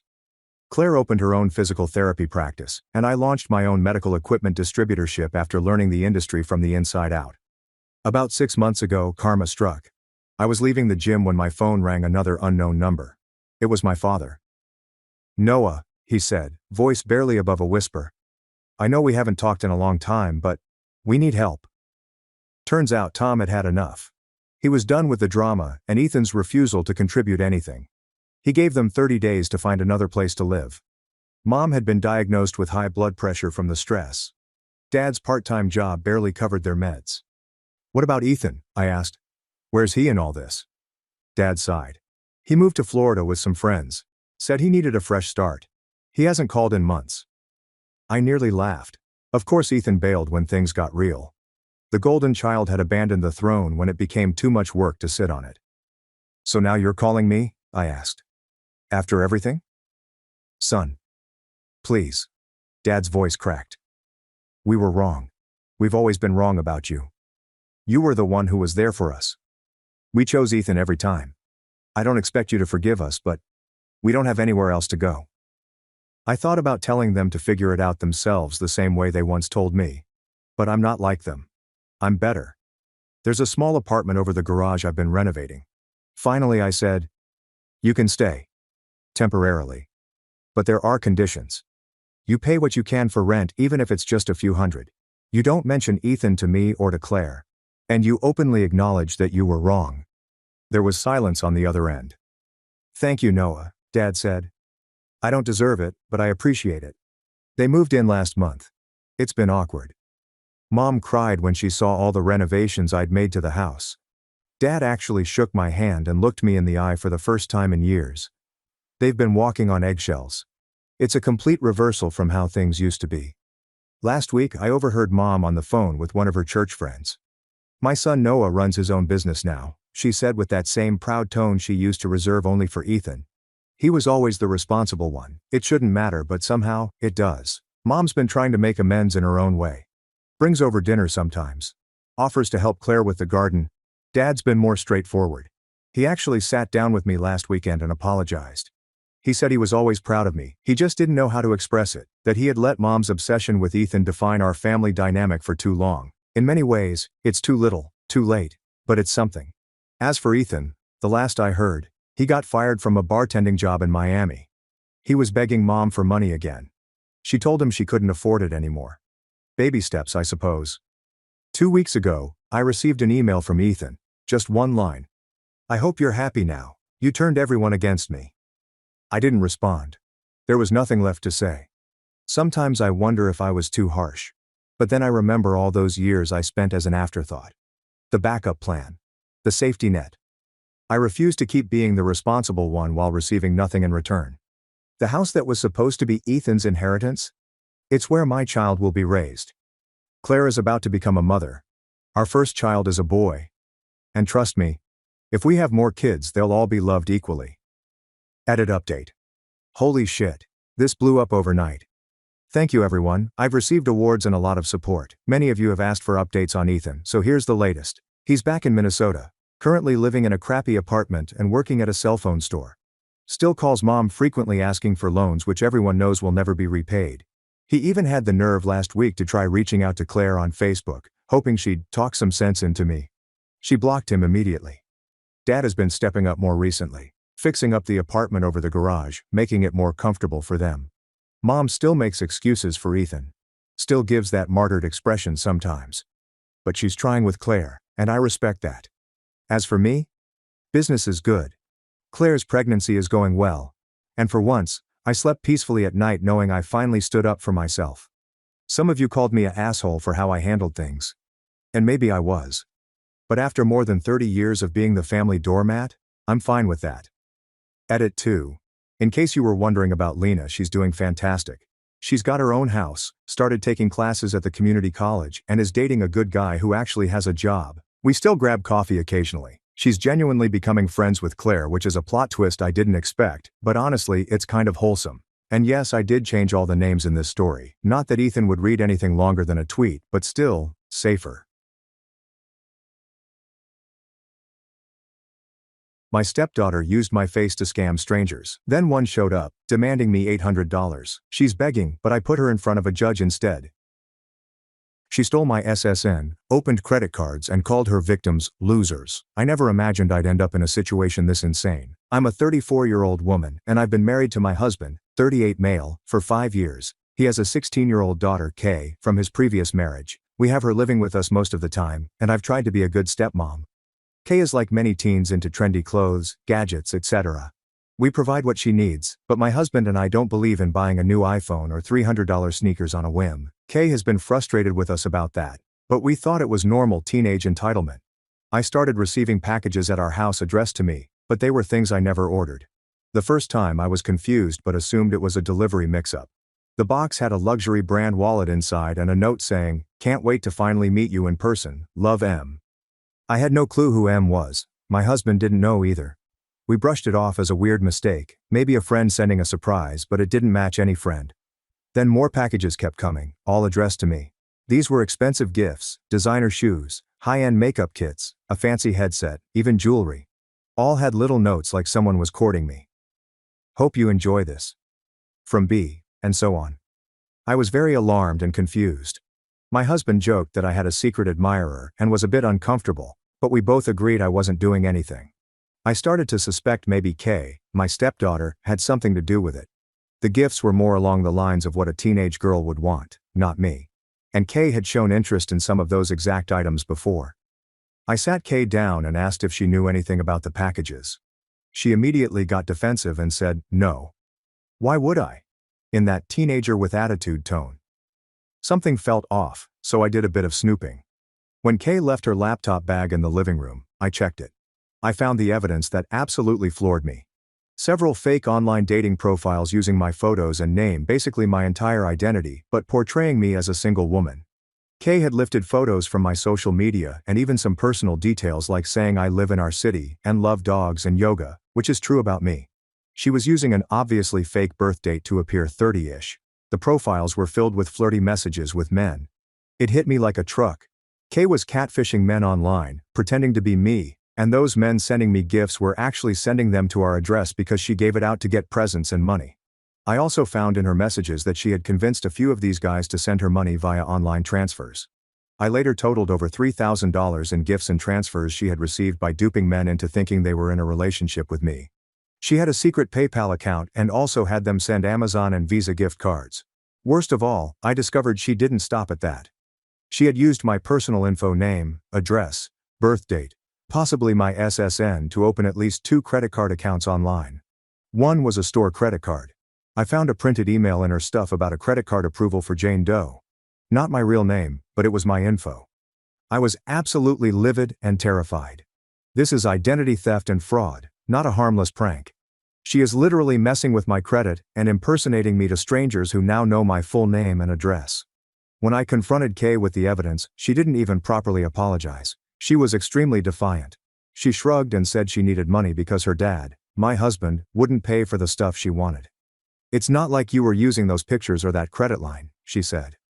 I lost my temper and yelled that what she did is basically criminal and she's risking my safety. She yelled back that I wouldn't understand and she wasn't doing anything to me, just borrowing my image. It was a huge fight. My husband came in and tried to calm things down. My husband was upset too, but he immediately went into protective dad mode, saying things like, "She's only 16. She didn't realize how bad this was. This is just teenage stupidity." I couldn't believe he was downplaying this. I told him our address is now out there to who knows how many strange men, not to mention the financial fraud. I was shaking with anger and fear. I told both of them this is way beyond a grounding situation. It's federal crime level stuff.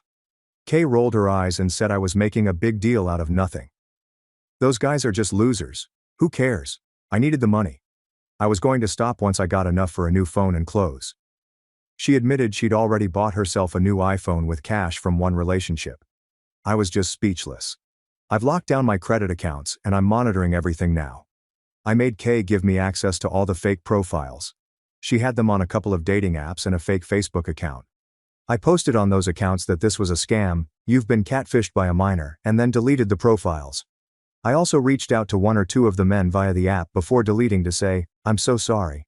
This was a fake account, a teenager was behind it, because I felt they should know to protect themselves and me. Some of them didn't take it well.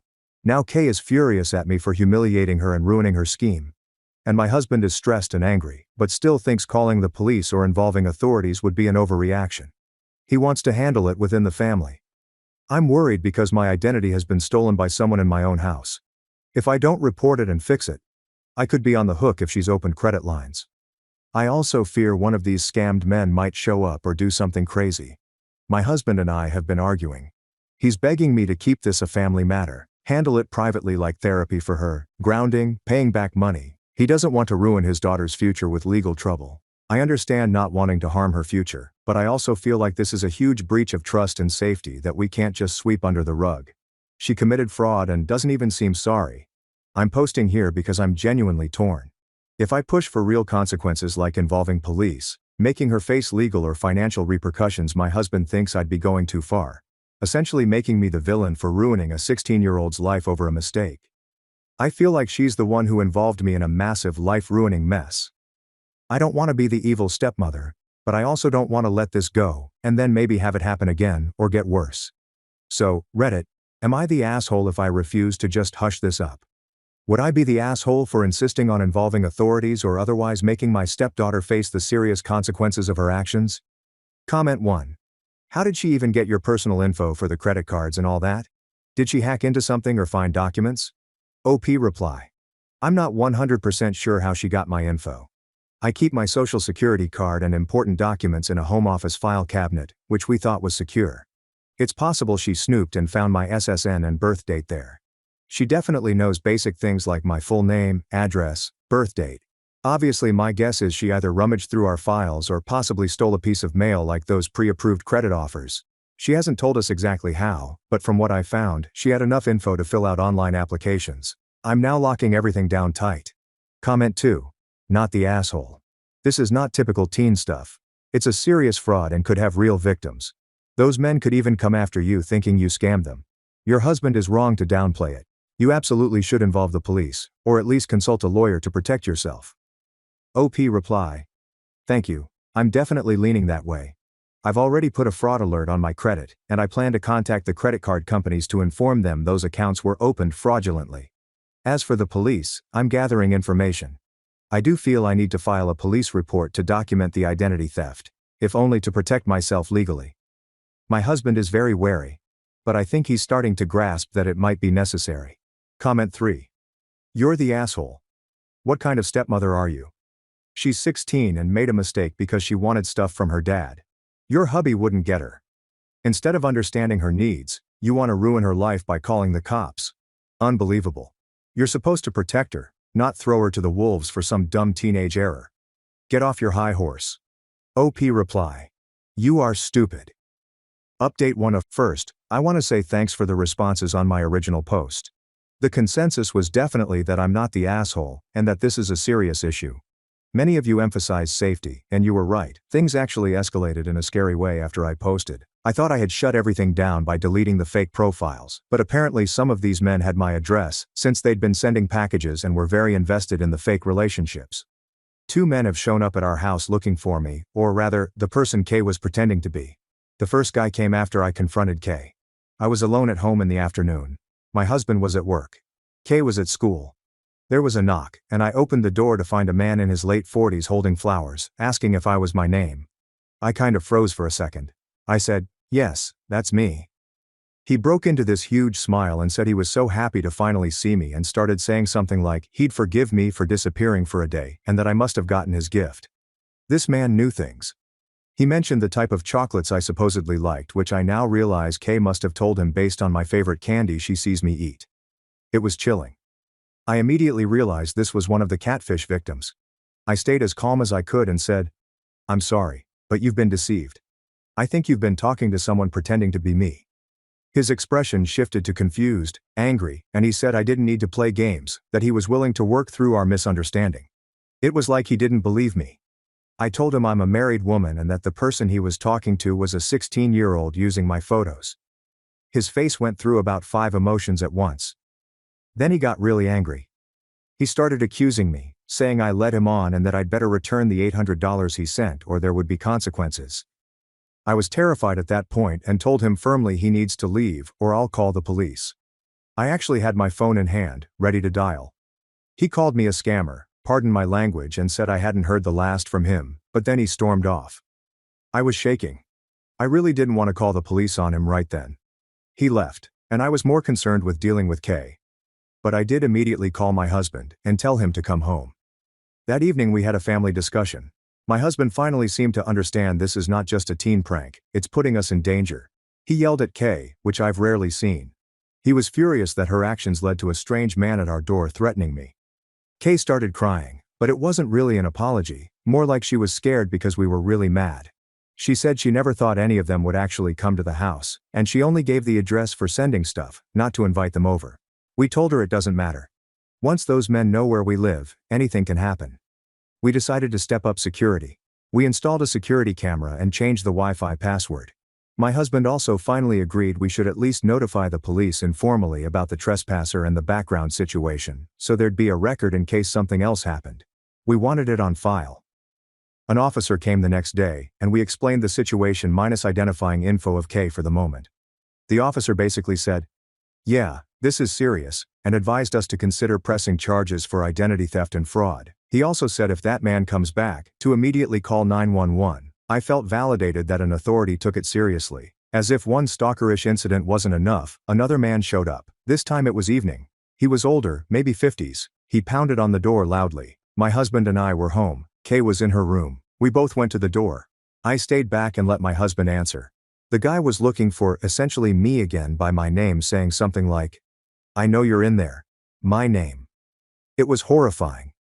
My husband opened the door with a crack with the chain on and told him he had the wrong situation, that he was scammed online. The man was agitated and kept saying he needed to talk to me. He even said, "I love you. Just come out and talk to me. Why are you hiding from me?" It was beyond creepy. We ended up yelling through the door that if he didn't leave, we'd call the police. We actually did end up calling the police that night because he lingered in our driveway for a while, yelling that I owed him an explanation. By the time officers arrived, the guy had driven off. We gave them our doorbell camera footage. The police were sympathetic and opened an investigation because this was now the second instance of a man harassing us at home due to the catfishing. They took a statement from Kay as well, and she admitted to talking to that guy online under the fake persona. So yeah, now the police are definitely aware. They haven't charged anyone yet, but they have the information. They advised me to consider getting a restraining order if any one individual keeps showing up. I'm hoping it doesn't come to that. Kay has been grounded hardcore, no phone, no internet, no contact with anyone except school and us. We also finally looped in on her biological mom. My husband was initially reluctant to tell his ex, Kay's mom, because he was embarrassed and didn't trust her, but we figured she needed to know what their daughter was up to. The biome's reaction was odd. She was not as shocked as we expected and mostly just said, "I'll talk to her." At this point, my husband is no longer saying, "Just a teenage mistake." He's as alarmed as I am now, especially seeing me get threatened. He did apologize to me for not taking it seriously from the start. We are united on handling this, though we still argue a bit on how far to go. I feel we should let the authorities do their thing. He's more inclined to try and settle with these men by returning money or something quietly. Speaking of which, we actually contacted a lawyer for advice after these incidents. We were advised to not reach out directly to all the men or offer money back, yet that could be seen as admitting liability, but instead to document everything and cooperate with any investigation. The lawyer also said Kay's actions are indeed serious crimes, fraud, and identity theft, but since she's a minor, it would likely be juvenile court if it goes that route. So that's where we are. It's been very stressful and scary. I'm mostly angry at Kay. We're looking into counseling for her regardless of what else happens. This whole thing is a nightmare. I will post further updates as things progress. Right now, we're just trying to keep our family safe and deal with the fallout. Comment 1. That's terrifying. Not the asshole at all. In fact, I'd be scared for my life. Did you or the police manage to identify those men? Are they pressing charges or anything? OP reply. It was extremely scary, The police identified the first guy through the info I gave. I had his first name and some details from when he showed up and from messages I'd seen. I don't know if he's pressing charges yet, but he did file some kind of complaint with the police after realizing the truth. We got a call from a detective asking for a statement. The second guy's identity we also passed on from what Kay told us. She knew his name and city from chatting. We haven't heard if he took any action, but the police are aware of him. At the very least, both incidents are on record. Comment 2. This whole thing is beyond normal teen behavior. Where did she even learn to do something like this? Was her biome any help, or does she have friends egging her on? OP reply. We have been asking ourselves that. We haven't uncovered evidence of friends being involved. It seems like she acted alone online. As for her biome, we did tell her what happened, and her reaction was oddly mild. Kids do crazy things. I'll have a chat with her. That struck me as weirdly nonchalant. I don't want to speculate too much, but I know my husband divorced her partly due to some dishonest behaviors. Not like this exactly, but she had issues with money management and integrity. I'll just put it that way. We're not sure if Kay got the idea herself or if there was any influence.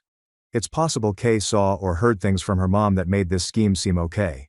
At this point, we honestly suspect there's more to it and are keeping our eyes open. I'll update if we learn anything concrete about influence from her mom or others. Update 2. I wish I could say things have calmed down, but they haven't. We've had some new developments, including one of the victims threatening legal action, and my husband finally getting hit with the reality of the fraud aspect of the situation. After the 2 incidents with men showing up, we've been in close contact with the police. One of the men, the first guy with the flowers, M, has been in communication with the police and is furious. Through the police, and indirectly through our lawyer, we learned that M is demanding compensation for the money he sent, around $800, as he claimed at the door. He's also talking about suing us, or me specifically, for fraud or emotional distress or something along those lines. Basically, he feels victimized understandably and wants someone to pay. The police told him the perpetrator is a minor, without naming her, since they don't usually release minor info at first, but apparently that hasn't calmed him down. He's contacting a lawyer. This news absolutely rattled my husband. I think until now he saw catfishing as something contained that we could manage, but the word lawsuit jolted him.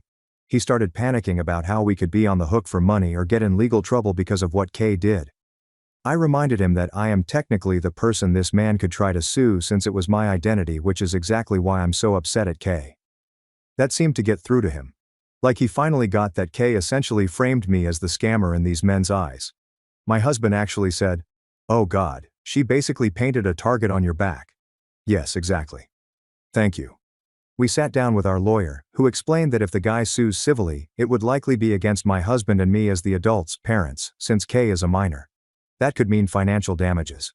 Also, any money Kay got from these men may need to be paid back as restitution. If this goes through criminal court, we're not talking a huge fortune.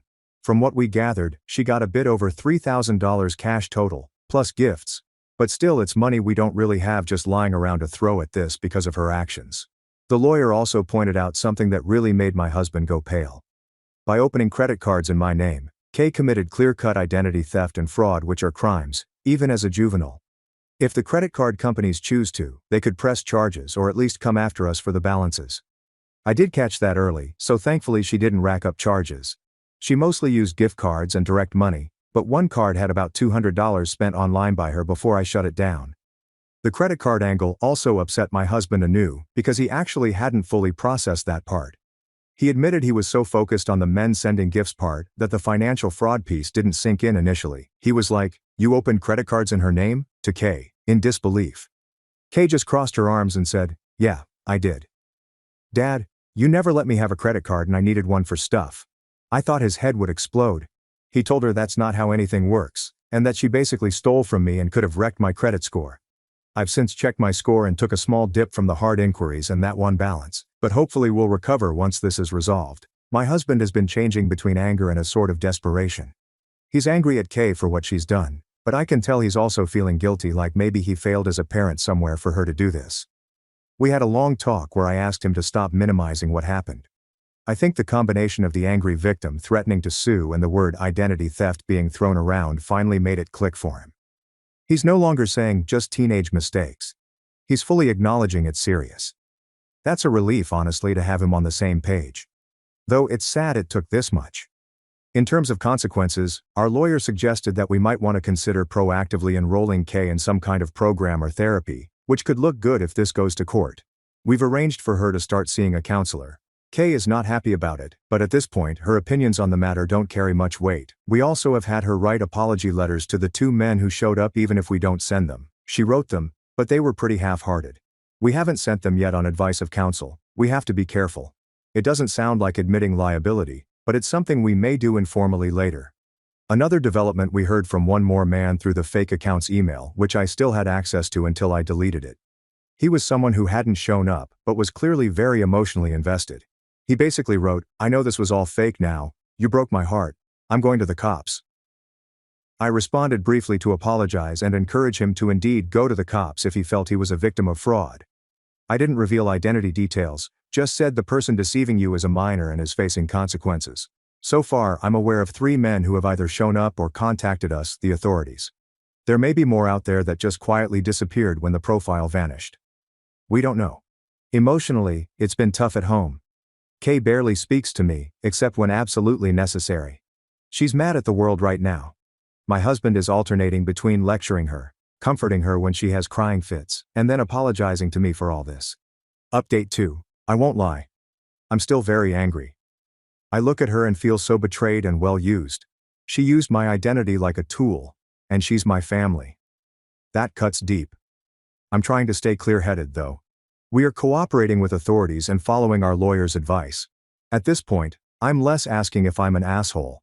I think it's clear I'm not, or at least I hope so, and more just updating because people have asked, and also maybe I need to vent.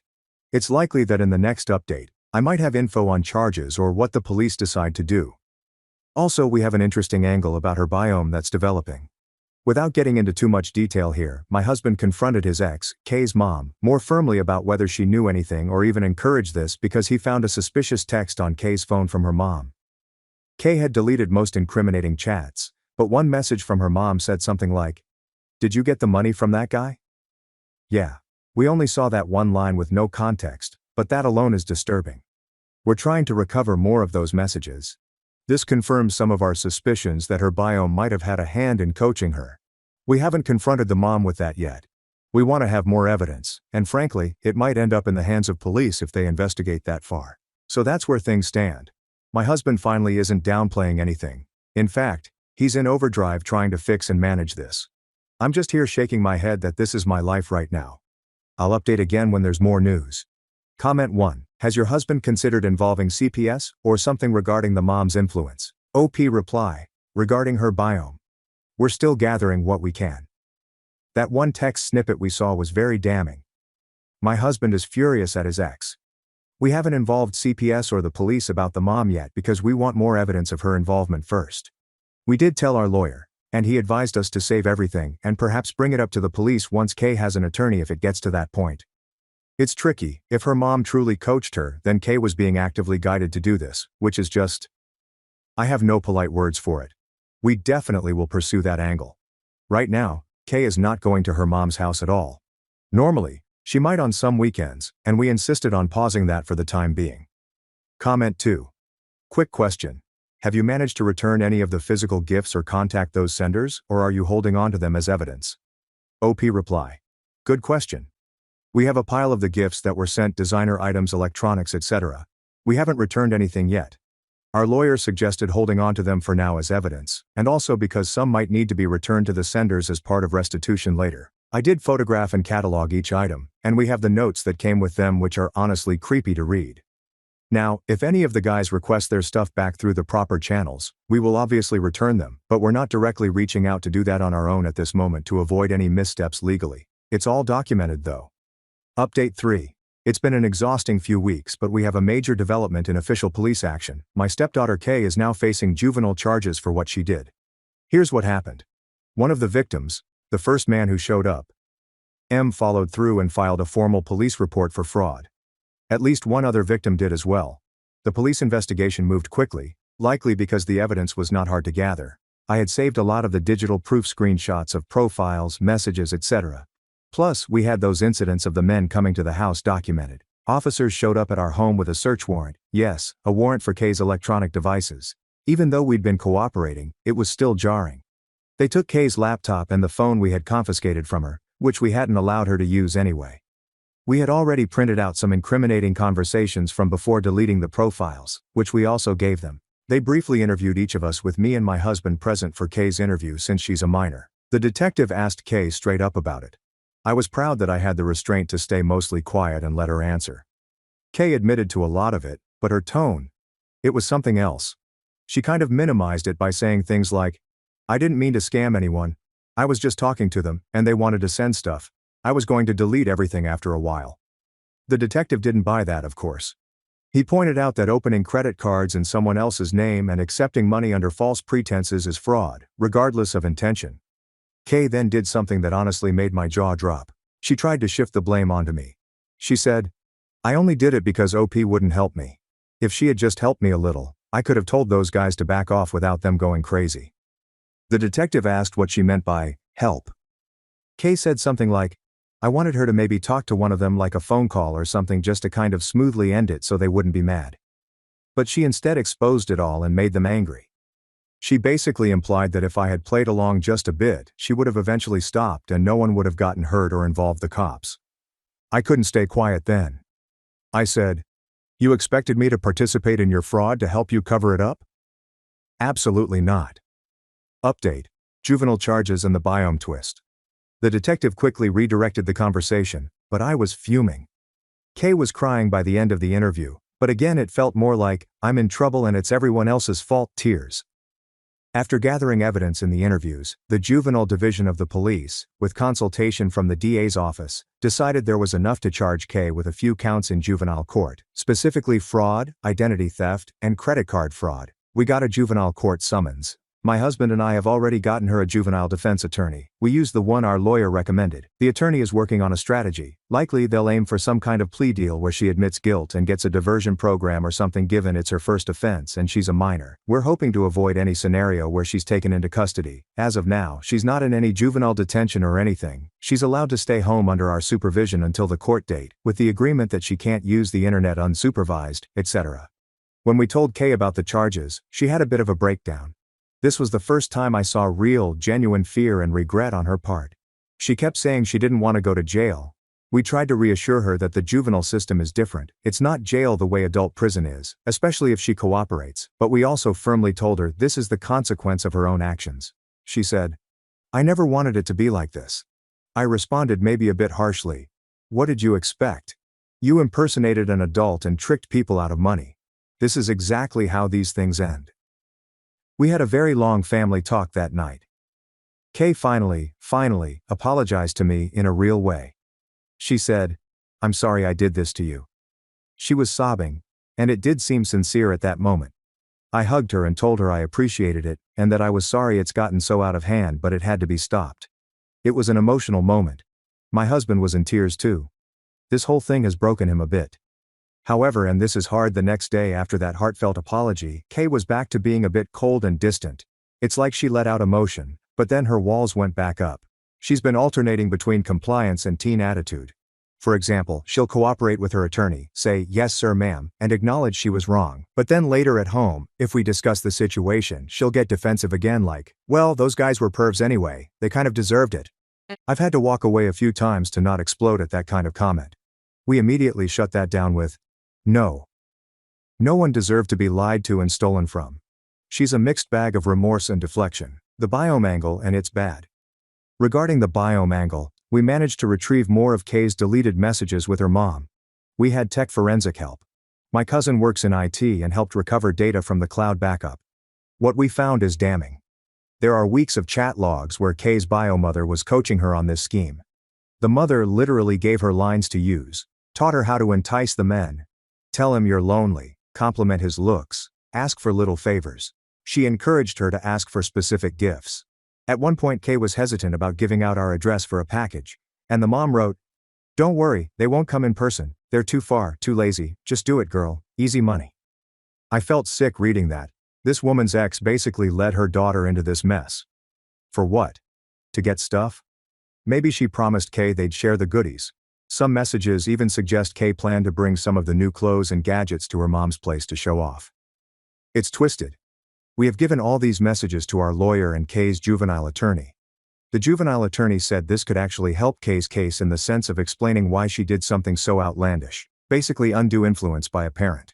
It doesn't absolve her of doing it, but it may encourage the court to lean toward rehabilitation, with the understanding that she was being guided by a messed up adult. As for the biome, my husband was livid. He confronted her over the phone, informing her we have the messages and that she'd better lawyer up herself, because we might pursue action against her. She responded by cussing him out and claiming I turned her daughter against her, and that's why Kay did this. Classic deflection. We've also shown those messages to the detective. He said it's possible the DA might consider charges against the biome for contributing to the delinquency of a minor or something similar, but that would be a separate investigation. At the very least, family court might need to get involved to adjust custody or visitation. Right now, needless to say, Kay is not allowed to see or communicate with her biomother while all this is pending. That's partly our decision and partly the advice of Kay's lawyer. What's next? There will be a juvenile court hearing. Likely Kay will admit to what she did, with the influence factor presented, and the court will assign consequences. The likely outcomes we've been told to expect are things like restitution, community service, mandatory counseling, probation. Stuff aimed at making her take responsibility and not re-offend, rather than punitive jail time. We're okay with that. We don't want her life ruined, we just want her to learn and make amends. I'll update again after the court hearing and share the outcome. Thanks again for everyone's support and advice. It has helped me stay strong through this. Comment 1. Are the victims getting any restitution or updates through this process? OP reply. We plan on it. At the juvenile hearing, the prosecution will likely bring up restitution. We have the amount roughly that Kay received, and the judge can order her, us as her father as guardian, to pay that back as part of the outcome. We're prepared to do that to close this chapter, even though it'll hurt us financially. As for updates, I believe the victims who filed complaints will be informed by the DA of what happens. If they want to, they can attend the hearing or give a statement. It's a bit different since it's juvenile court. Often those are closed to the public to protect the minor's privacy, but victims do have rights to restitution and to be heard. So yes, they should get some closure in that sense. We definitely want to repay what was taken from them and have Kay understand that money doesn't just come for free, there are real people on the other end. Update 4, Final Update. This will likely be the last update, as the core situation has been resolved as much as it can be. A lot has happened. We've been through the juvenile court process, and I have made some decisions about my marriage. Juvenile court outcome. Kay's case went to a hearing in juvenile court. It was closed to the public, but my husband and I were there, of course, and so was Kay's biome. More on that in a second. Kay's attorney had worked out a deal with the juvenile prosecutor. Kay had to formally admit to the charges: fraud, identity theft. Given it was her first offense and the surrounding circumstances, they categorized her case as suitable for a diversion program and probation rather than any detention. The judge was pretty stern with Kay, I have to say. He looked at her and said, paraphrasing, "What you did was not a prank. It was a series of crimes that hurt real people. I've read statements from 2 victims who felt heartbroken and humiliated. I've also reviewed evidence that an adult, your mother, actively encouraged you.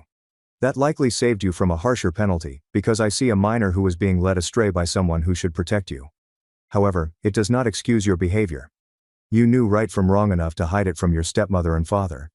You knew it was wrong, and you did it anyway." Kay was tearing up during this, nodding along. The judge's orders were as follows: restitution.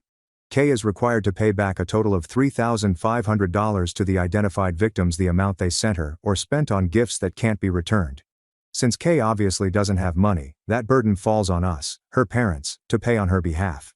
She will owe it to us eventually. We've worked out paying that to the court, which will then disperse to the victims. We did manage to return some unopened physical gifts through the police, which helped reduce the total a bit. Community service. Kay must complete 200 hours of community service.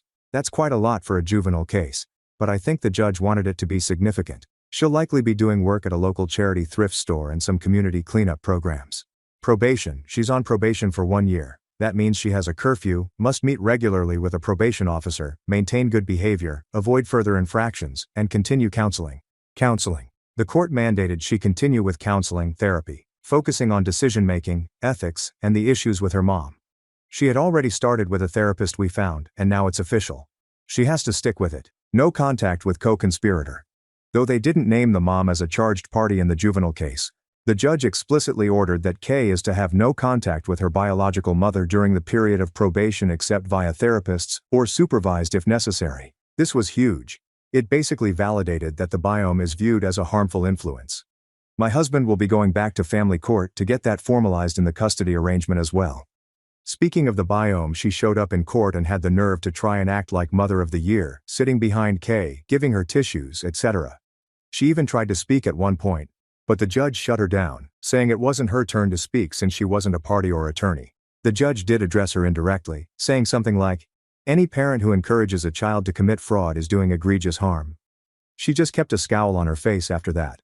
She left without talking to us. Honestly, I hope she does face charges of her own eventually. We handed over all the recovered communications to the prosecutor. Whether they pursue something against her, I don't know, but at least it's documented in the case file. The state of things at home and my marriage. That brings me to where things are at home now, and the part I know some folks were curious about, my marriage. This entire experience has put a spotlight on some deep-rooted issues between my husband and me. Now that the urgent crisis is over, I had to reevaluate my feelings. I told my husband I want to go to couples therapy because I have a lot of lingering resentment and trust issues now. He agreed immediately. In fact, he's been almost overly accommodating, likely because he senses that I've thought about leaving. To be perfectly transparent, I did consider divorce.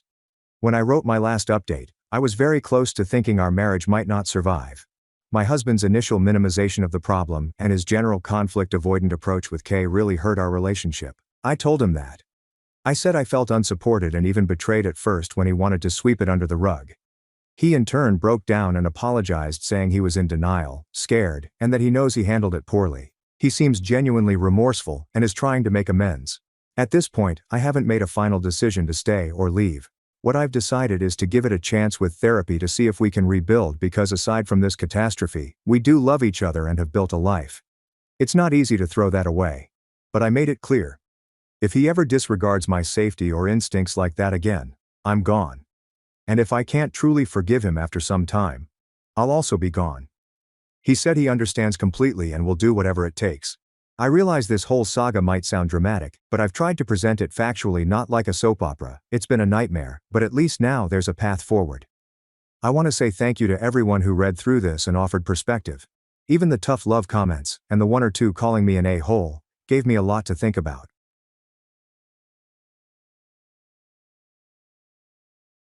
My family took my $237,482, left me off the guest list. He's just the ATM, my brother said. So I toasted them with receipts and walked out free. You're not family anymore. After sending Dad $237,482, he banned me from his $12,000 party. So I crashed it and exposed him to my toast. I, a 26-year-old man, have been providing financial assistance to my elderly father for the past 6 years. Not because I'm a pushover, but because we had a good relationship back then. He worked tirelessly to raise me when my mother divorced when I was 12, picking up extra shifts and never missing a game. The entire thing. When I got my first good job after graduation with a software company in Boston, roughly 2,500 miles from my hometown in Arizona, the pay was ridiculously high compared to local possibilities. Dad was actually the one who encouraged me to accept it. "Don't worry about me. Go make something of yourself," he told me. So I did. It began with reasonable topics. His truck required maintenance, and he was between jobs. After his knee surgery, medical expenditures piled up since his insurance did not cover everything. That type of thing. He was always really thankful, promised to repay me, even though we both knew that wasn't the point, and never made it awkward. I recall the first time I assisted him. His ancient Ford F-150, the one he taught me to drive, had finally died. The gearbox was shot, and the mechanic's price of $2,800 could have been written in another language based on how pale he became when he saw it. For a guy working construction in between more solid jobs, it could have been $28,000. "I'll figure something out," he said over the phone, with defiant pride in his voice. "Maybe my buddy can give me rides to work for a while until I save up." His friend lived 30 minutes in the other direction. The math did not add up. So I called the mechanic from my Boston apartment, put it on my credit card, and texted, "Dad, the truck will be ready Thursday. Consider it payback for all those 5 a.m. hockey practices you drove me to." When I flew home for Christmas that year and saw him, he had tears in his eyes, hugged me tightly, and promised to pay me back every cent. I assured him not to worry about it. The expression on his face was payment enough. For the first few years, this arrangement worked well. I was making decent money at my tech job in Boston. He was there for me with phone calls of counsel and support, and it felt like we had a strong father-son bond despite the distance. I even assisted him with the down payment on his house since I felt proud to be in a position to do so. He had spent decades living in a rundown flat so that I could have what I needed as a child. I would fly home for important holidays and the occasional long weekend. And these visits were meaningful. The house was nothing special, simply a simple 3-bedroom ranch style in a nice area. But he was so excited, you'd think I had purchased him a palace. He kept emailing me photos of each room as he patched it up. Finally have a proper garage, he texted, attaching a picture of his tools neatly stacked on the wall. I flew home every few months whenever I could. We'd barbecue in the backyard, watch the game, and he'd show me his most recent home repair job. He would always pick me up from the airport himself, no matter what hour my flight arrived. Those were good times. Really good moments. Then he met the stepmother. See, I tried to like her. Really did. She was kind enough at first, but it became evident quickly that her lifestyle demands were, let's say, lofty. Dad suddenly began discussing renovations, trips, and updating everything from his clothing to his car. She was perhaps 5 years younger than him, with bleached blonde hair and an overly loud laugh. She was always dressed as if she was going to a beautiful brunch, even when we were just hanging out at home. Within a few months of dating, she convinced Dad that the kitchen really required new granite countertops. The fully functional counters that had been there since he bought the building appeared to be obsolete. And somehow, I continued being roped into funding these necessary improvements. The infrequent help evolved into regular cash support. Dad began phoning more frequently, but our chats became shorter, unless they concerned money. I kept assisting because I convinced myself it was only a hard patch. Calls also altered. It used to be, "Hey son, how's that project going at work?" Or, "Did you catch the game last night?" Now it was, "Hey bud, got a minute?" Which was code for, "I need something." Then there's my brother. We've never been particularly close, but we were always civil. He moved back in with Dad after dropping out of college, supposedly to find himself, which apparently involved a lot of gaming and very little job searching. My brother, who is 2 years younger than me, was always more like his mother. Artistic, restless, and convinced that he was meant for something special. Whenever I visited, he'd make these little remarks about how fortunate I was to have a good job, as if my degree and 60-hour work weeks had nothing to do with it. My brother's creative process seemed to involve playing League of Legends until 4 a.m. and sleeping until noon, so maybe that's why Dad always gave him more slack. While I was working my way through college with student loans and part-time jobs, he was partying his way through his freshman year on Dad's dime. When he dropped out, claiming that college was too restrictive for his creative process, I bit my tongue. When I'd visit, he'd barely acknowledge me, except for a. The true shift happened gradually, from the heartfelt, "Thanks son, I don't know what I'd do without you," to, "We were counting on this." The occasional request became monthly expectations.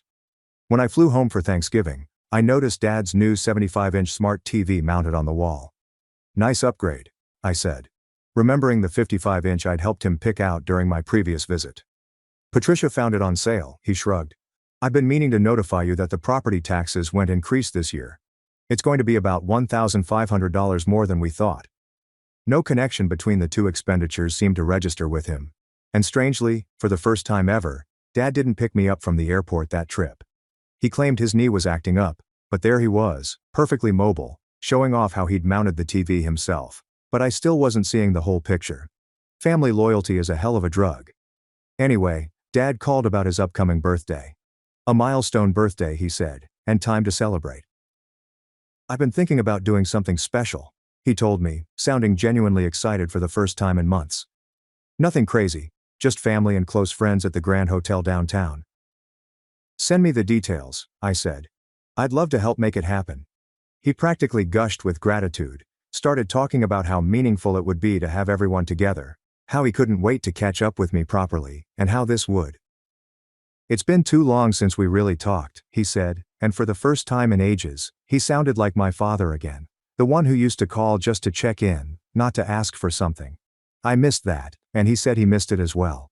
Maybe this was the turning point we needed. Over the next few weeks I transferred enough money to cover the venue's expenses of $12,000. Dad kept me up to date on everything, from who was coming to the schedule. He texted one day, "Aunt S is flying in from Phoenix. And Uncle R and his new wife are coming too. I hadn't seen my family in years, and this was shaping up to be quite the event. "This is going to be great," he texted. "Everyone's excited." I should have noticed he never said, "I'm excited to see you there," but I was busy at work, and it felt good to be involved in something that seemed to make him happy. For a moment it felt like we were rebuilding our relationship. I didn't receive a formal invitation, but why would I? I was helping plan the damn thing, so of course I'd be there. I booked a cross-country flight, took a few days off work, and reserved a hotel room near the venue. The day before, I texted him to confirm the time as I was packing my suitcase, and he responded with, "Doors open at 7, dinner at 8. There was no mention of meeting up beforehand or offering to pick me up from the airport, but I didn't think much of it. I even bought a new suit for the occasion, a charcoal gray Tom Ford that cost nearly $2,000. I'm not usually a brand guy, but this was a special occasion, the first time I'd seen some extended family in years, and I wanted to make a good impression. The morning of the big day, I sent a quick, "Looking forward to tonight" text. My flight landed at 4:30, giving me just enough time to grab my rental car, check into the hotel, shower off the airplane grime, and get dressed.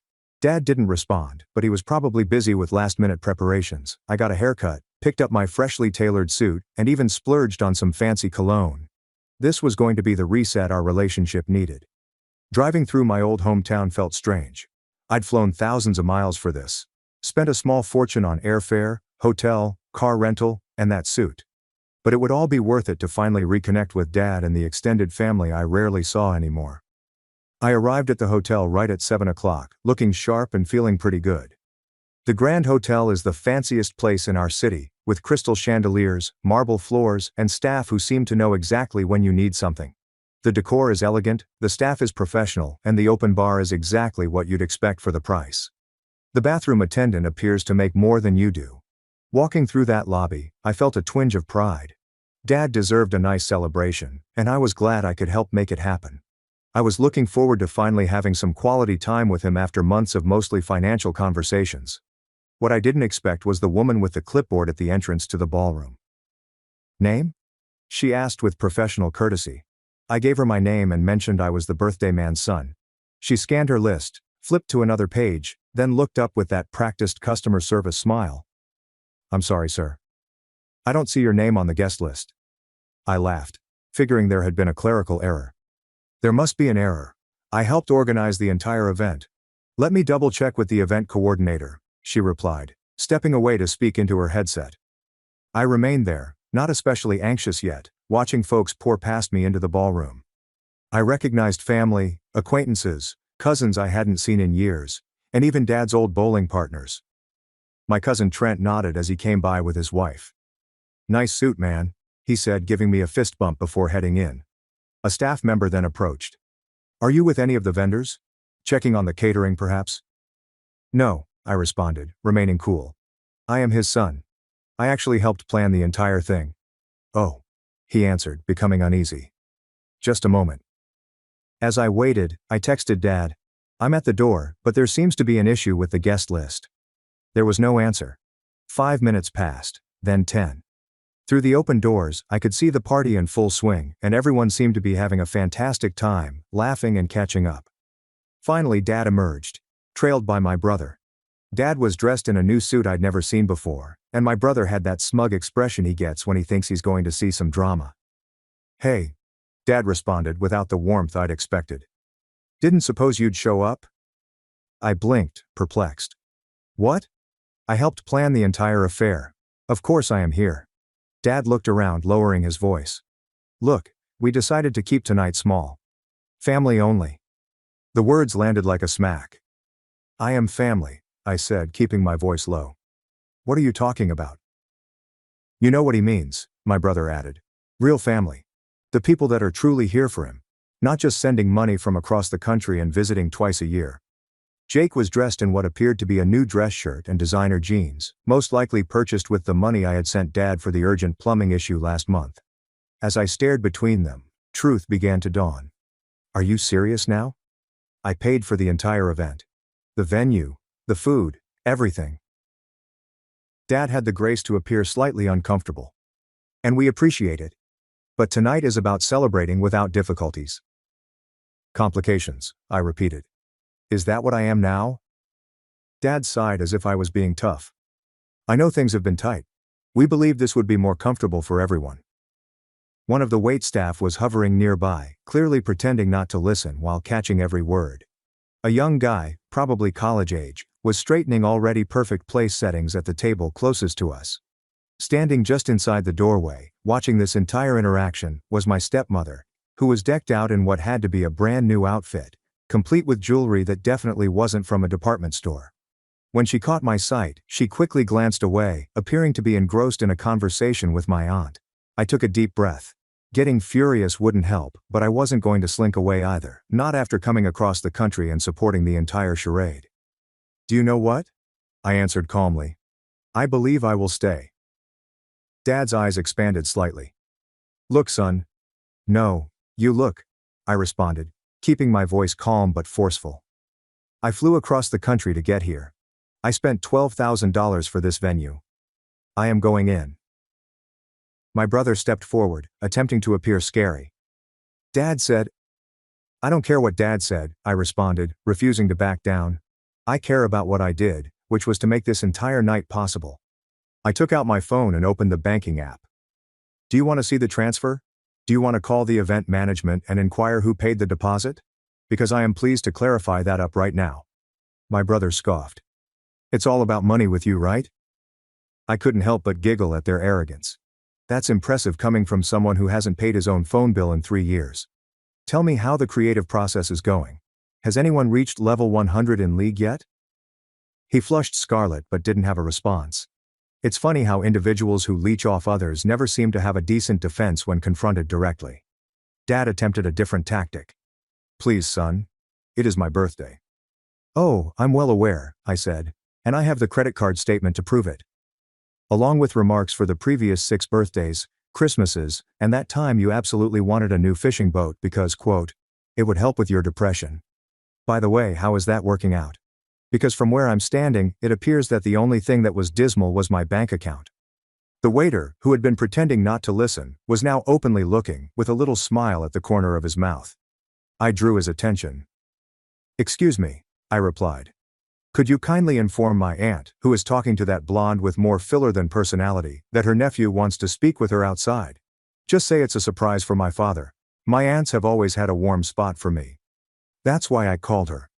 My pleasure, sir, he said, with a knowing expression that indicated he'd worked enough family occasions to recognize drama when he saw it. What are you doing? Dad hissed. Eating back up, I responded simply. Or did you think I was going to just hand over $12,000 and slink back to Boston without even eating a slice of cake? This is not how investments work, Dad. Even the bad ones. My stepmother had spotted the ruckus and was nervously watching from inside, clutching her fancy pocketbook as if I may try to reclaim it, which wasn't such a horrible idea given that I probably bought it. You're making a scene, my brother murmured. No, I'm standing in a corridor having a conversation, I said. A scene would be me stepping in there and informing everyone that the open bar they're enjoying is courtesy of the son who wasn't good enough to invite. But don't worry, I won't do that. I halted. Yet, my aunt appeared shortly later, her face beaming as she spotted me. Here you are. We were wondering when you'd arrive. She hugged me hard and appeared puzzled by the tension in the air. What is going on? Apparently I'm not on the guest list, I remarked with a smile. For the party I paid for. Her smile fell. What? Dad was just describing how I'm not really family because I live in Boston, and how I accepted a job to help pay for his retirement and my brother's gaming addiction. My aunt squinted her eyes as she glanced at Dad and me. Is this true? She asked him. Dad seemed imprisoned. It's complicated. It's really not, I interrupted. Either I'm welcome at a party I organized and paid for, or I'm not. And if I'm not, I believe everyone inside should understand what type of celebration they're having. I think a toast would be acceptable, do you?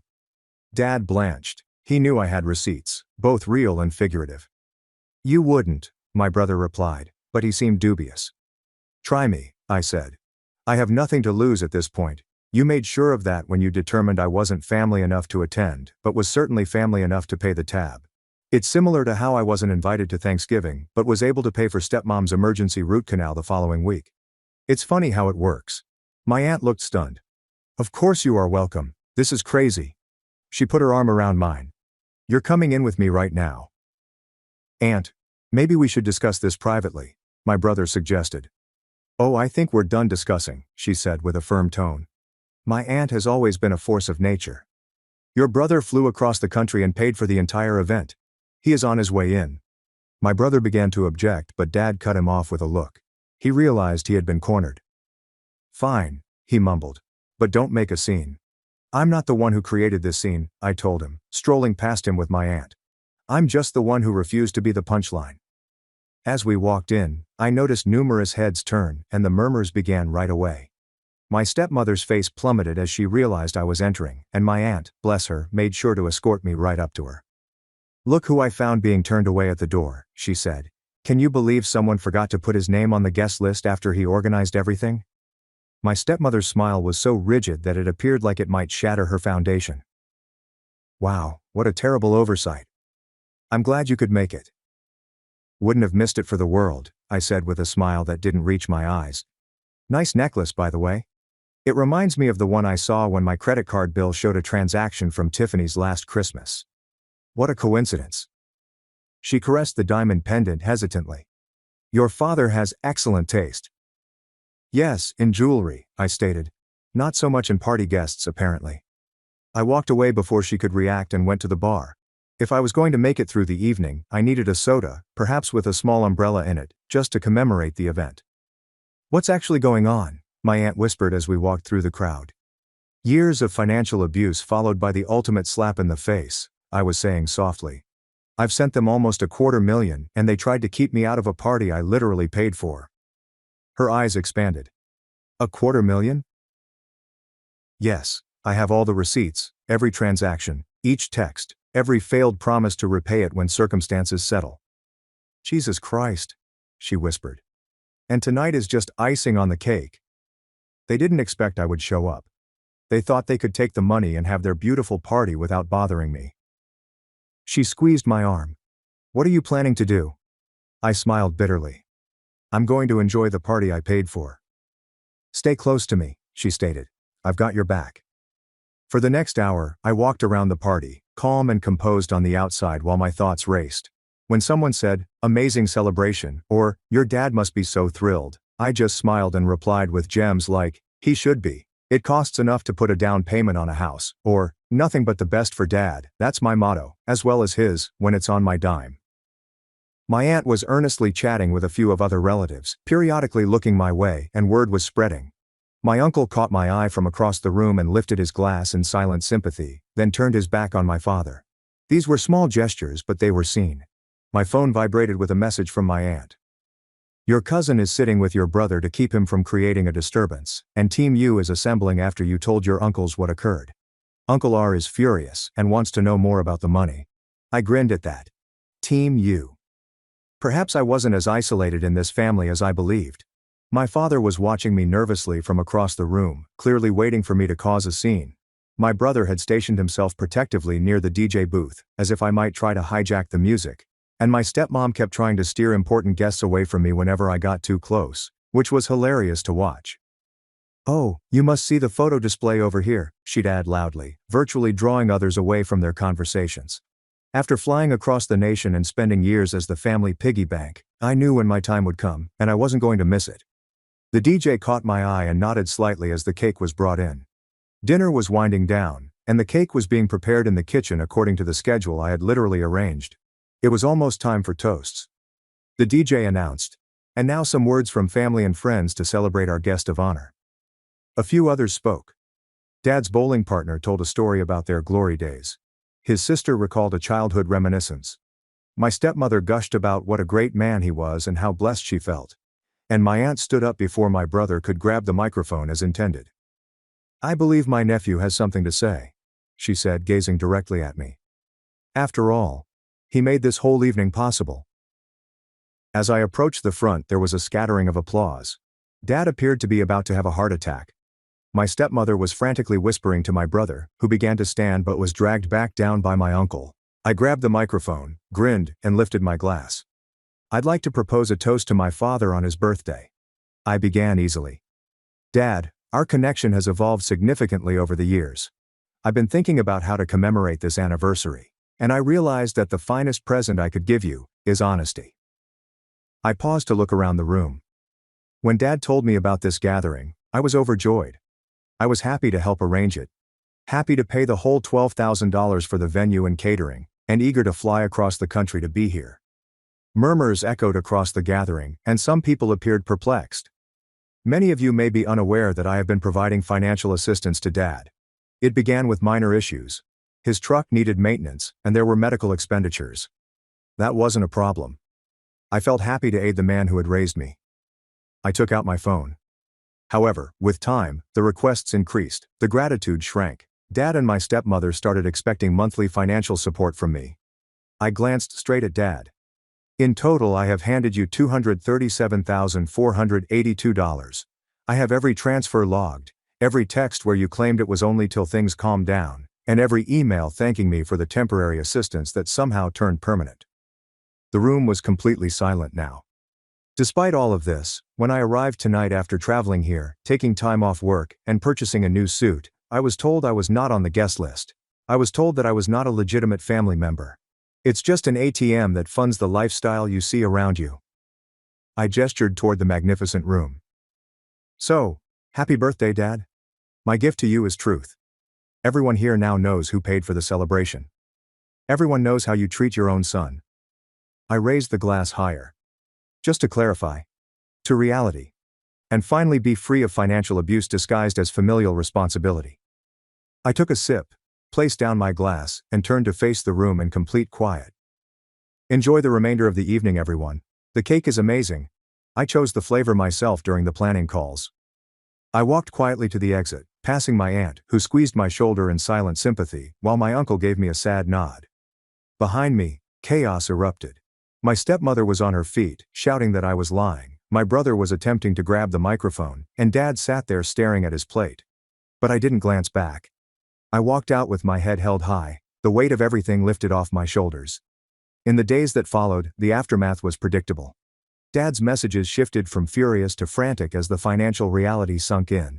Stepmom was abruptly re-evaluating their relationship now that the money train had derailed. And my brother had to cope with Dad's growing fear about expenses. How could you treat me like way after everything I've done for you? This is a huge misunderstanding. Call me. The mortgage is due next week. I thought we had a mutual understanding. Stepmom is considering moving out. Is that what you wanted? I'm not sure how I'm going to make ends meet. Please, son.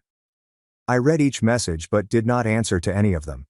Years of manipulation and abuse had been enough. Family members I hardly knew began to reach out. Some chastised me for humiliating Dad, while others quietly admitted they had suspected something was wrong for years. My cousin called. Look, I have to ask. Was anything you said true? Every single word, I responded. Every dime. Every broken promise. Jesus, his voice rasped. I always wondered how Uncle was affording all that stuff on his pension, but I figured maybe he had investments or something. His only investment was me, I explained. For what it's worth, he said before hanging up. I think you got screwed over badly.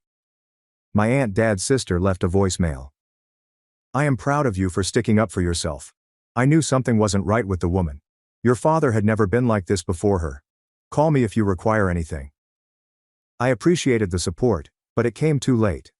Where were these individuals when Dad had been draining my accounts for years, and why hadn't anyone questioned how a retired construction worker could suddenly live like he had a six-figure income?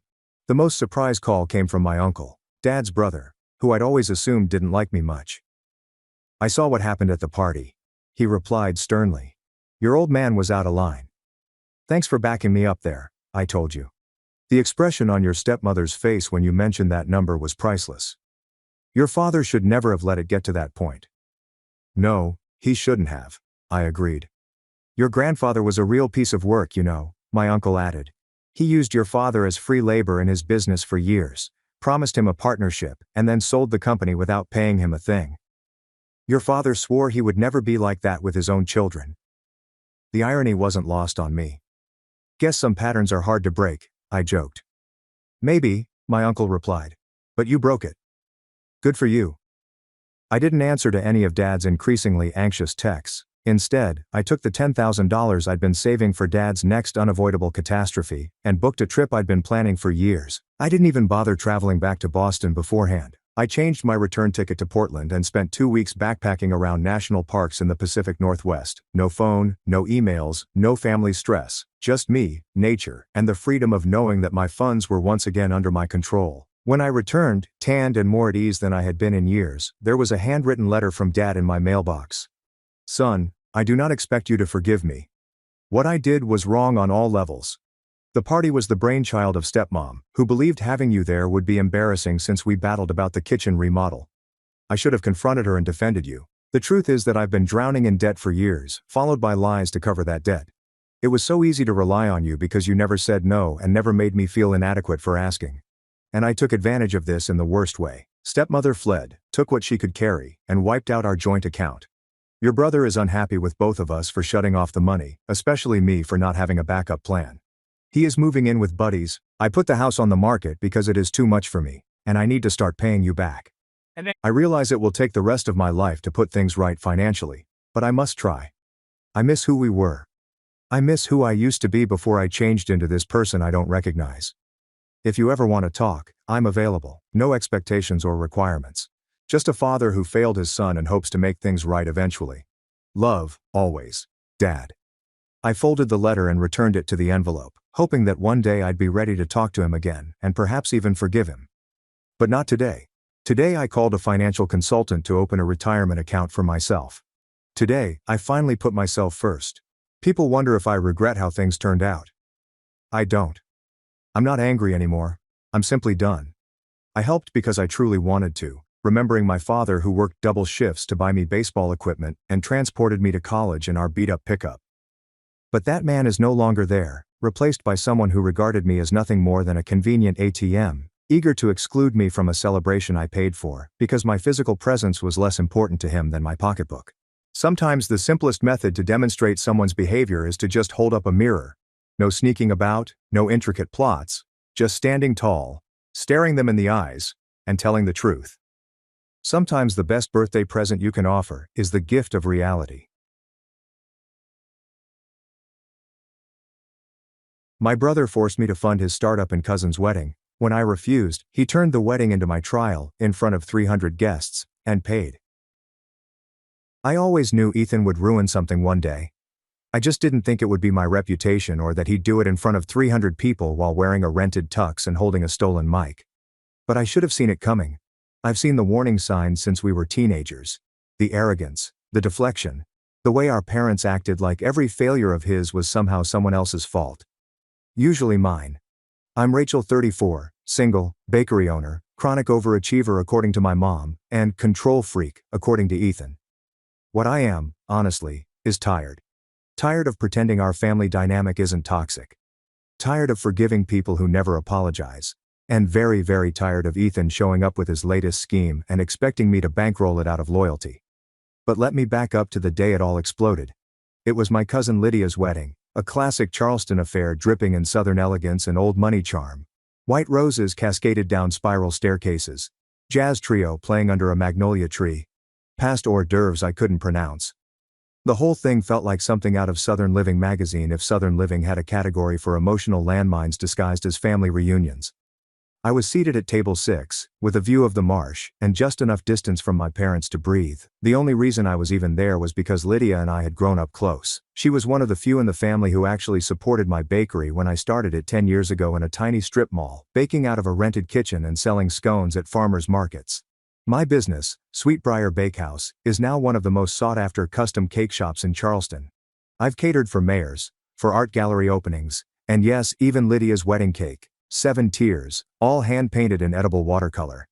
It was my gift to her, and for a moment, standing there in my navy blue dress, glass of Prosecco in hand, I felt proud. Not just of the cake, but of how far I'd come. How I'd built something real. Something of mine. Then Ethan showed up. He breezed in late, of course, with his newest girlfriend Jade on his arm.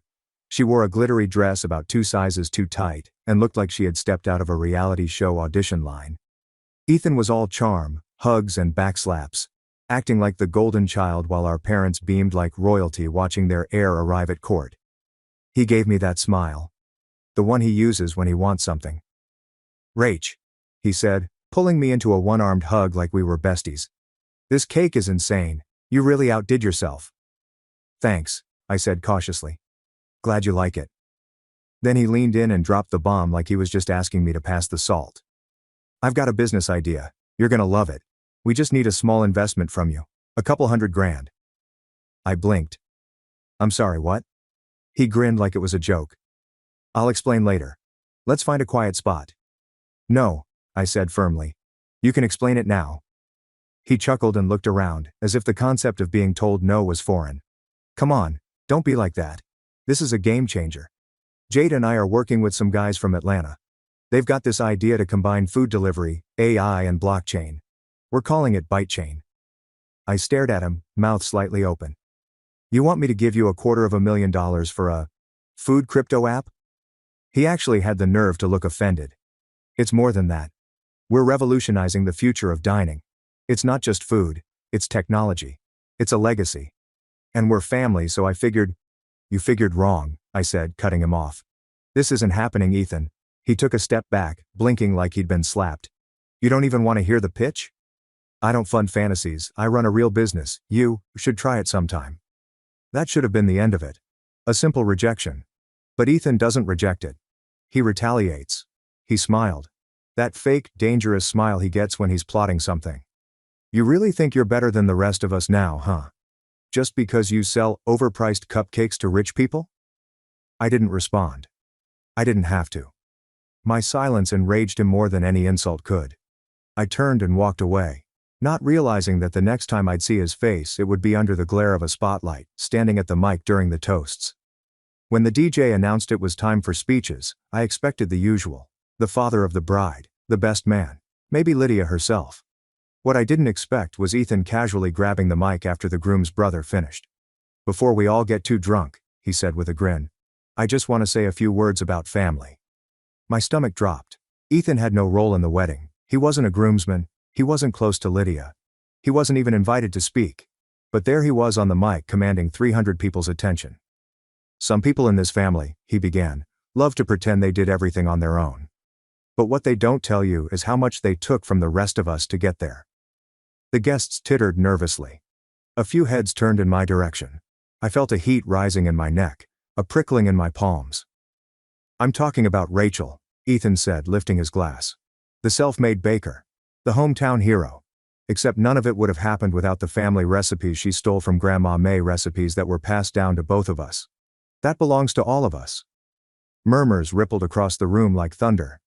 And now, he continued, she won't even invest in a real business that could lift this whole family up. Nah. She'd rather hoard her money and act like she's better than us. I was frozen. Humiliated. Exposed. My parents didn't stop him. In fact, they nodded. And across the room, one woman slowly put down her wine glass. Judge Alana Reeves. Retired, powerful, and seated just 6 feet from me. She looked at me not with pity, but with something colder. Calculation. And in that moment, I realized Ethan may have started this fire. But he had no idea who he was about to burn.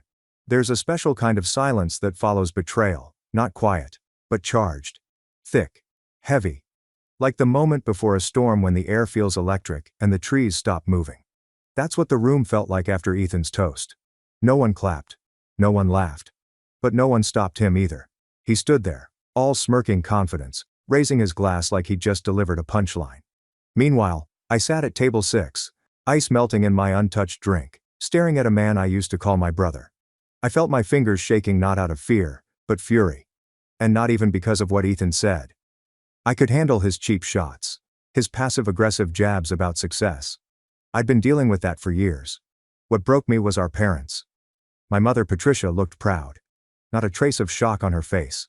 Just that smug little smile she wore when Ethan got away with something, like when he crashed her car at 18 and somehow I got grounded for it, or when he drained his college fund gambling and she asked if I could spot him from my bakery's emergency account. And my father? Well, he just kept sipping his bourbon like none of this was unusual, like public character assassination was part of the evening program. I took a breath, slow and steady. Judge Alana Reeves hadn't taken her eyes off me. Not in judgment, but in recognition. She knew. She knew what this was. Maybe not the whole story, but enough to see it wasn't just a toast. It was an ambush. I stood up. Not because I had something to prove to Ethan, but because I was done letting anyone speak for me. "Excuse me," I said, my voice louder than I intended. "Since apparently this is open mic night, I'll say a few words." A few gasps. One person clapped awkwardly. I took the mic from Ethan with a smile so sweet it could rot teeth. "Thanks for the introduction, little brother. Very inspiring." Ethan stepped aside, clearly not expecting me to respond. He looked rattled, just for a second. I turned to the crowd. "Hi everyone. I'm Rachel Whitmore. Some of you know me. Some of you know my cupcakes. And some of you, I guess, just found out I'm the family villain." A few nervous chuckles. I continued, voice even. "Since Ethan brought up our late Grandma May and her recipes, I'd like to set the record straight. Yes, I use some of her techniques. Everyone in this family does. But I'm the one who spent a decade perfecting those recipes. I'm the one who got up at 3 a.m. every day for 5 years. I'm the one who maxed out my credit cards, burned out ovens, ruined batches, cried over failed crusts, and kept going anyway." Jade, Ethan's girlfriend, rolled her eyes. I ignored her. "You know what Ethan did during that time? He dropped out of 2 colleges, started 4 different businesses that all failed, borrowed thousands from our parents, and never paid a cent back. And now he wants me to invest in ByteChain, his crypto food app." There were audible snorts from the crowd. At least 2 cousins shook their heads in disbelief. But when I said no politely, mind you, he decided to smear me. In public. At a wedding. Because that's what entitled people do when someone sets a boundary. My voice cracked just a little, but I held steady. And the worst part? My parents encouraged it. They always have. I didn't look at them. I didn't need to. I could feel their disapproval tightening like a noose behind me. They cheered him on when he called me greedy. When I bought my first commercial kitchen, they told me not to brag. When my bakery made the city's top 10 list, they said Ethan just needed time to shine. When I finally paid off my loans, they asked if I could buy Ethan a car. More gasps now. A few shocked glances in their direction. "So here's my toast," I said, raising my glass. "To everyone in this room who's ever been told to dim their light for someone else's comfort, to every woman who worked her ass off only to be called selfish, and to every so-called family member who watched it happen and stayed silent." Then I turned to Ethan. "You want to sue me for recipes? Go ahead. You'll lose. I've got copyrights, timelines, records, witnesses, and a very patient attorney." He paled slightly. "And Judge Reeves," I added, turning toward her with a small smile. "Thanks for your support over the years. The almond croissants were always your favorite, weren't they?" She smiled, cool, sharp, and dangerous. "Still are." The crowd's energy shifted instantly. Suddenly it wasn't Ethan who looked powerful. It was me. After I handed the mic back to the best man who looked like he wanted to melt into the floor, I walked off stage without another word. People avoided my eyes. A few looked stunned. One aunt clapped slowly. Lydia, bless her, rushed over and whispered, "I'm so sorry. I had no idea he was going to do that." "It's not your fault," I said. "He's always been like this. I just never let anyone see it before." As I passed Ethan, I saw the crack in his mask. The twitch in his jaw. The desperation creeping in behind the swagger. He hadn't expected me to fight back. He never does. He thought if he humiliated me enough I'd fold. But something had broken open in me. A dam. A silence I'd held my entire adult life. I wasn't going back to that. And neither was he. 3 days after the wedding, I was elbows deep in a batch of blackberry lavender. Scones when I got served, literally. A man in a rumpled blazer walked into my bakery just after opening, asked for a lemon tart, then handed me a thick envelope with my name on it. "Rachel Whitmore?" he asked, as if he didn't already know. I nodded, flour on my hands, heart sinking. "You've been served." My assistant Melanie, who had just started the espresso machine, froze mid-shot. "Please tell me that was a prank." It wasn't. Inside the envelope? A lawsuit. Ethan was suing me for intellectual property theft, claiming I had exploited shared family heritage for personal financial gain, and owed him 49% of my business plus damages. 49%. Not 50. Just enough to control things while pretending I still had a say. The worst part. Attached to the complaint were statements from my own parents. My mother, in black ink, had written that Both Rachel and Ethan grew up baking together, and it was always understood the family recipes were communal property. My father added that Rachel wouldn't be successful without the family's influence. No mention of the 14-hour shifts, of the times I cried alone in my car when rent was due and the power had been shut off. No acknowledgement of the years I worked without a paycheck so I could afford one more convection oven. Just a narrative that I owed Ethan because of my family. Melanie, ever the sarcastic one, whispered, "Wow. They really said, 'Congrats on your success, now hand it over.'" I didn't respond. I couldn't. Because for the first time since the wedding, I felt numb. I didn't cry that night. I did something worse. I doubted myself. What if they were right? What if I had taken more than I realized? Grandma May did teach us both how to knead dough. Even if Ethan mostly played video games while I wrote recipes on index cards. Was my bakery built on stolen heritage? I sat in my dark apartment, rereading every sentence of the complaint, trying to find truth in their accusations. And then? I opened my Dropbox archive. Years of photos, emails, dated test batches, ingredient spreadsheets, and handwritten feedback notes from customers. Every single step of my bakery's evolution was documented.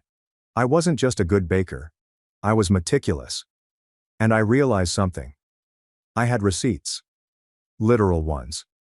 The next morning, I met with my lawyer, Fiona McTavish, a no-nonsense commercial litigator known for her courtroom venom and her love of black coffee with no cream. After reading the lawsuit, she looked at me over her tortoiseshell glasses and said, "This is a tantrum disguised as litigation, and we're going to bury it." "Are you sure?" I asked. They really made it sound like I exploited the family. Fiona didn't blink. If every Southern bakery got sued every time someone used their grandma's peach cobbler recipe, half of Charleston would be bankrupt. "This isn't about recipes, Rachel. This is about control." I nodded slowly. "You stood up to them," she added. "Now they're trying to punish you." Something in my chest cracked open. Not pain, not fear, clarity. Fiona leaned back, folding her arms. "We're not settling. We're not compromising. We're going to discover. Are you good with that?" I thought of Ethan's smug toast. My mother's betrayal. My father's silence. I thought of Judge Alana Reeves, who sent me a one-line text that night. "If you need a witness, I'm available." I looked Fiona dead in the eye and said, "Let's burn the kitchen down." The pre-trial phase was brutal. Ethan's lawyer, a smooth-talking baby-face type with more Instagram followers than courtroom wins, tried to paint me as a manipulative career woman who used nostalgia for profit. He actually said I had weaponized sentimentality for capitalist gain. Meanwhile, Fiona built a case so airtight it could have survived a hurricane. We submitted recipe books dated back to 2010 with my original notes and ingredient tweaks. Bank records showing zero financial contribution from Ethan or my parents. Emails where Ethan himself referred to Sweetbriar as Rachel's thing. A signed NDA from my first investor, listing me as sole founder. Even social media posts showing Ethan mocking my bakery in its early days. And then we pulled our ace. Judge Alana Reeves submitted an affidavit. She confirmed she'd been a customer for years, had personally spoken to me about the challenges of starting a business alone, and had witnessed the outburst at the wedding. Her final line? What I saw was not a sibling dispute. It was public humiliation targeted at a successful woman by those closest to her. When Fiona read it aloud, I nearly cried. Ethan's legal team tried to backpedal. They requested mediation. They wanted a mutual resolution. But the damage was done. My story had spread from Charleston gossip circles to legal blogs to a viral TikTok someone made out of the wedding speech video. The world wasn't laughing at me anymore. They were rooting for me. A week before the court hearing, Ethan called me. Blocked number. I only picked up because I was mid-frosting and thought it might be a supplier. "Rachel," he said, voice low and pitiful. "Can we talk?" "No," I said flatly. "Please. I didn't want it to go this far. You sued me. I was angry. You embarrassed me. You made me look like a joke. You did that all by yourself, Ethan." Silence. Then, "If we drop the case, can you just give me a loan? I'm in debt now. Jade left. Mom and Dad are pissed. Everyone thinks I'm a scammer." I paused. I looked around my kitchen, smelled sugar and butter in the air, heard the soft ding of the oven timer. "I don't think you're a scammer," I said softly. "I think you're a coward who tried to steal from someone who never owed you anything." Then I hung up. The day of the hearing I wore white. Not cream, not eggshell white. The same color as the walls of my bakery. The frosting on my signature wedding cake. The apron Grandma May used to tie around my waist when I was 6 years old and helped her roll biscuit dough. I didn't wear it to be symbolic. I wore it because I wanted to remind myself, I have nothing to hide. The Charleston County Courthouse was buzzing. A handful of people I didn't recognize sat in the gallery, probably local reporters. There'd been chatter online after the wedding speech video went viral.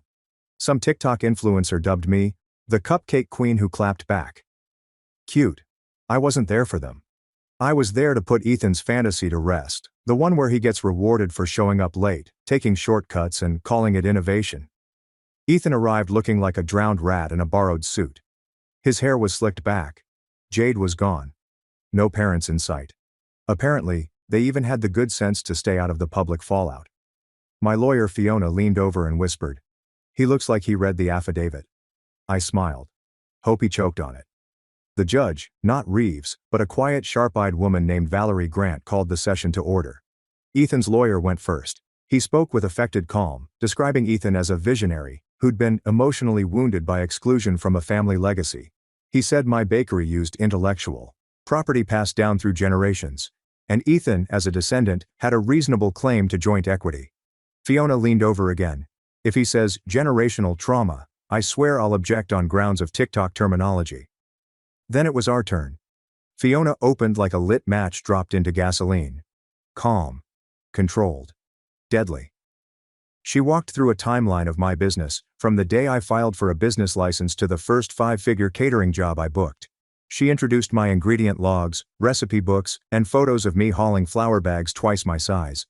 She entered into evidence an email chain from Ethan in 2017 calling my bakery, that cupcake thing. But the moment everything turned, the moment Ethan's fantasy began to crack, was during cross-examination. Fiona called Ethan to the stand. He swaggered up like he was walking onto a podcast set. "Mr. Whitmore," Fiona began, "can you describe your financial contribution to Sweetbriar Bakehouse?" I wasn't officially an investor, but... So that's a no? I supported her in other ways. Such as... He blinked. Encouragement. Advice. Emotional support. My stomach turned. Ethan wouldn't know emotional support if it came frosted with sprinkles. "Did you ever write any recipes used in Sweetbriar's menu?" "Well, Grandma taught both of us." "Please answer the question, Mr. Whitmore. Did you contribute any recipes?" "No." "Did you ever work a shift? Bake a cake? Wash a dish?" "No." "Did you promote the bakery? Lend your name? Connect Rachel to investors?" "No." "Have you, at any point, referred to the bakery as Rachel's thing?" He hesitated. "Yeah, I guess."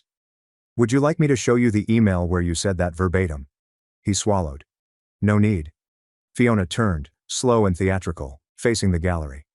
No further questions. The judge asked Ethan's lawyer if he had any witnesses. He mumbled something about family support, then asked for a short recess. They never returned. Ethan's case unraveled faster than wet fondant. That night, the judge issued a statement. Case dismissed with prejudice, which meant not only was the lawsuit dead, Ethan couldn't bring it again. It was over.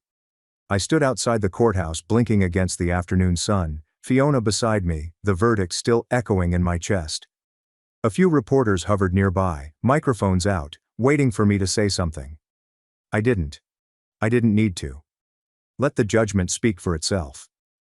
That night I went back to the bakery after hours. The shop was dark and still smelled like lemon curd and burnt sugar. I sat at my little office desk in the back, staring at the framed photo of Grandma May on the wall. She was holding a pecan pie and wearing her apron, the white one. Her eyes crinkled in that way they did when she was proud. I touched the frame lightly. "I kept it mine," I whispered. And for the first time in weeks, I cried. Not because I was sad, but because I finally realized I'd won more than just a lawsuit. I'd finally broken the cycle. The next morning, a courier showed up with a small package. No sender. Inside was a slice of wedding cake in a plastic container, the one I'd made for Lydia's wedding, with a sticky note that read, "For the real recipe keeper. A fan." I smiled. Then I opened my email inbox. 15 new client requests, 3 interview invitations, and 1 message from Judge Alana Reeves. Subject: "Thought you might like this." Attachment: screenshot of a private Charleston Law Society group chat. Message: I told them you were the best baker in town. Now they all want almond croissants. 3 weeks after the court hearing, my mother called. I let it go to voicemail. She left a message, her voice soft, unsure, like someone trying to act warm in a cold room. Rachel, we were just hoping to talk. Your father's, well, we're all very upset about what happened. Ethan made some poor choices. But family's family. Maybe it's time we move on. Move on. That was rich, considering they never actually moved with me to begin with. They were always waiting at the finish line, demanding credit for a race I ran alone. The next day a letter arrived in my bakery's mailbox, handwritten. 3 pages. Ethan's handwriting. He wrote that he was sorry, that he'd messed up, that he let pressure and pride get in the way, that Jade had left him, his name was kind of blacklisted in tech circles, and he was thinking of moving back home. He ended it with, maybe we could start fresh. Maybe I could help with the bakery. I know we've had our differences, but we're still siblings, right? Right. I sat with that letter in my hands for a long time. I didn't cry. I didn't get angry. I just remembered. I remembered Ethan's toast. The look on his face when he said I owed him. The way my parents nodded. They laughed from the back of the room. I remembered standing alone in that ballroom with 300 eyes on me and not one hand reaching to hold mine. I remembered the slap I never got, but felt all the same. So I placed the letter back in the envelope, returned it to the sender unopened. And for good measure, I attached a sticky note. This kitchen doesn't need another thief. That should have been the end. But karma, she likes sequels. The following Sunday, I was restocking the macaron display when Melanie ran in holding her phone, eyes wide. Rachel, you have to see this. It was a local news article. Title: Whitmore Family Bakery Scandal. What really happened behind that viral wedding speech? Apparently, someone had leaked the full transcript of the court documents. Maybe a court clerk. Maybe Fiona. Maybe Karma herself. Every detail was in there. The false claims, the wedding video, the judge's statement, even a quote from an unnamed source. I had a guess who, saying, he thought she'd fold. Instead, she baked him into a corner. It exploded online. Again. But this time, the narrative wasn't just about drama. It was about boundaries, about ownership, about women who refused to be robbed quietly. Messages poured in. DMs from women saying they saw themselves in me. Emails from small business owners sharing stories about relatives who tried to buy in after the hard work was done. Even a therapist messaged me asking if I'd consider being on a podcast about family betrayal. I didn't respond to most of them. But I read every word. Because for the first time in my life, I felt seen. 1 month later, the holidays arrived. The Whitmore family usually did a big thing. Long table, fake harmony, matching sweaters that itched like guilt. Not this year. I got a single email from my mother. No subject line. Just one sentence. Are you really going to spend Christmas alone? I stared at it. Then I hit reply. Number, I'm spending it in peace. Then I booked a weekend cabin with Melanie and her girlfriend, made mulled wine, and watched the snow fall outside the window while we toasted to cutting ties that no longer fed us. 6 months passed. The bakery flourished. I launched a seasonal menu, opened a second location downtown, and partnered with a women's shelter to host baking workshops for survivors. At night, sometimes I stood at the window of my apartment with a glass of wine and looked out over Charleston, lights glittering like a city that had finally opened its arms to me. Not because of a scandal, but because I had finally stopped shrinking. And then, one quiet evening, it happened. A knock at the bakery door after closing. It was him. Ethan. He looked small. Not physically. But everything else about him had shrunk: the bravado, the smugness, the I deserve this energy. Just a man standing in the wreckage he created, hoping someone would help him sweep it up. I'm not here to fight, he said. I wanted to say it in person. I'm sorry. I didn't answer. I didn't move. He took a deep breath. You were right. About everything. I didn't build anything. I just thought, if I couldn't make something of my own, I'd take part of yours. He looked down at his shoes. But you didn't let me. And you shouldn't have. You fought harder than I ever could have. Still, I said nothing. I'm not asking for anything. He added quickly. I wanted you to know I get it now. That's all. He waited. I stared at him for a long time. Then finally I nodded once. Not forgiveness. Not reconciliation. Just acknowledgement. He nodded too. Then he left. That was the last time I saw him. Sometimes I wonder if he meant it. If he ever really got it. But most of the time, I don't wonder at all. Because I stopped needing answers from people who only show up to take. I still have the bakery. I still have peace. And I still have the recipes. Not the ones from Grandma May's old tin box. The ones I wrote by hand after burning 50 batches. The ones I perfected through 3 a.m. taste tests and small-town rejection and pure stubbornness. The ones I earned. And no one gets to take those away from me. Not anymore.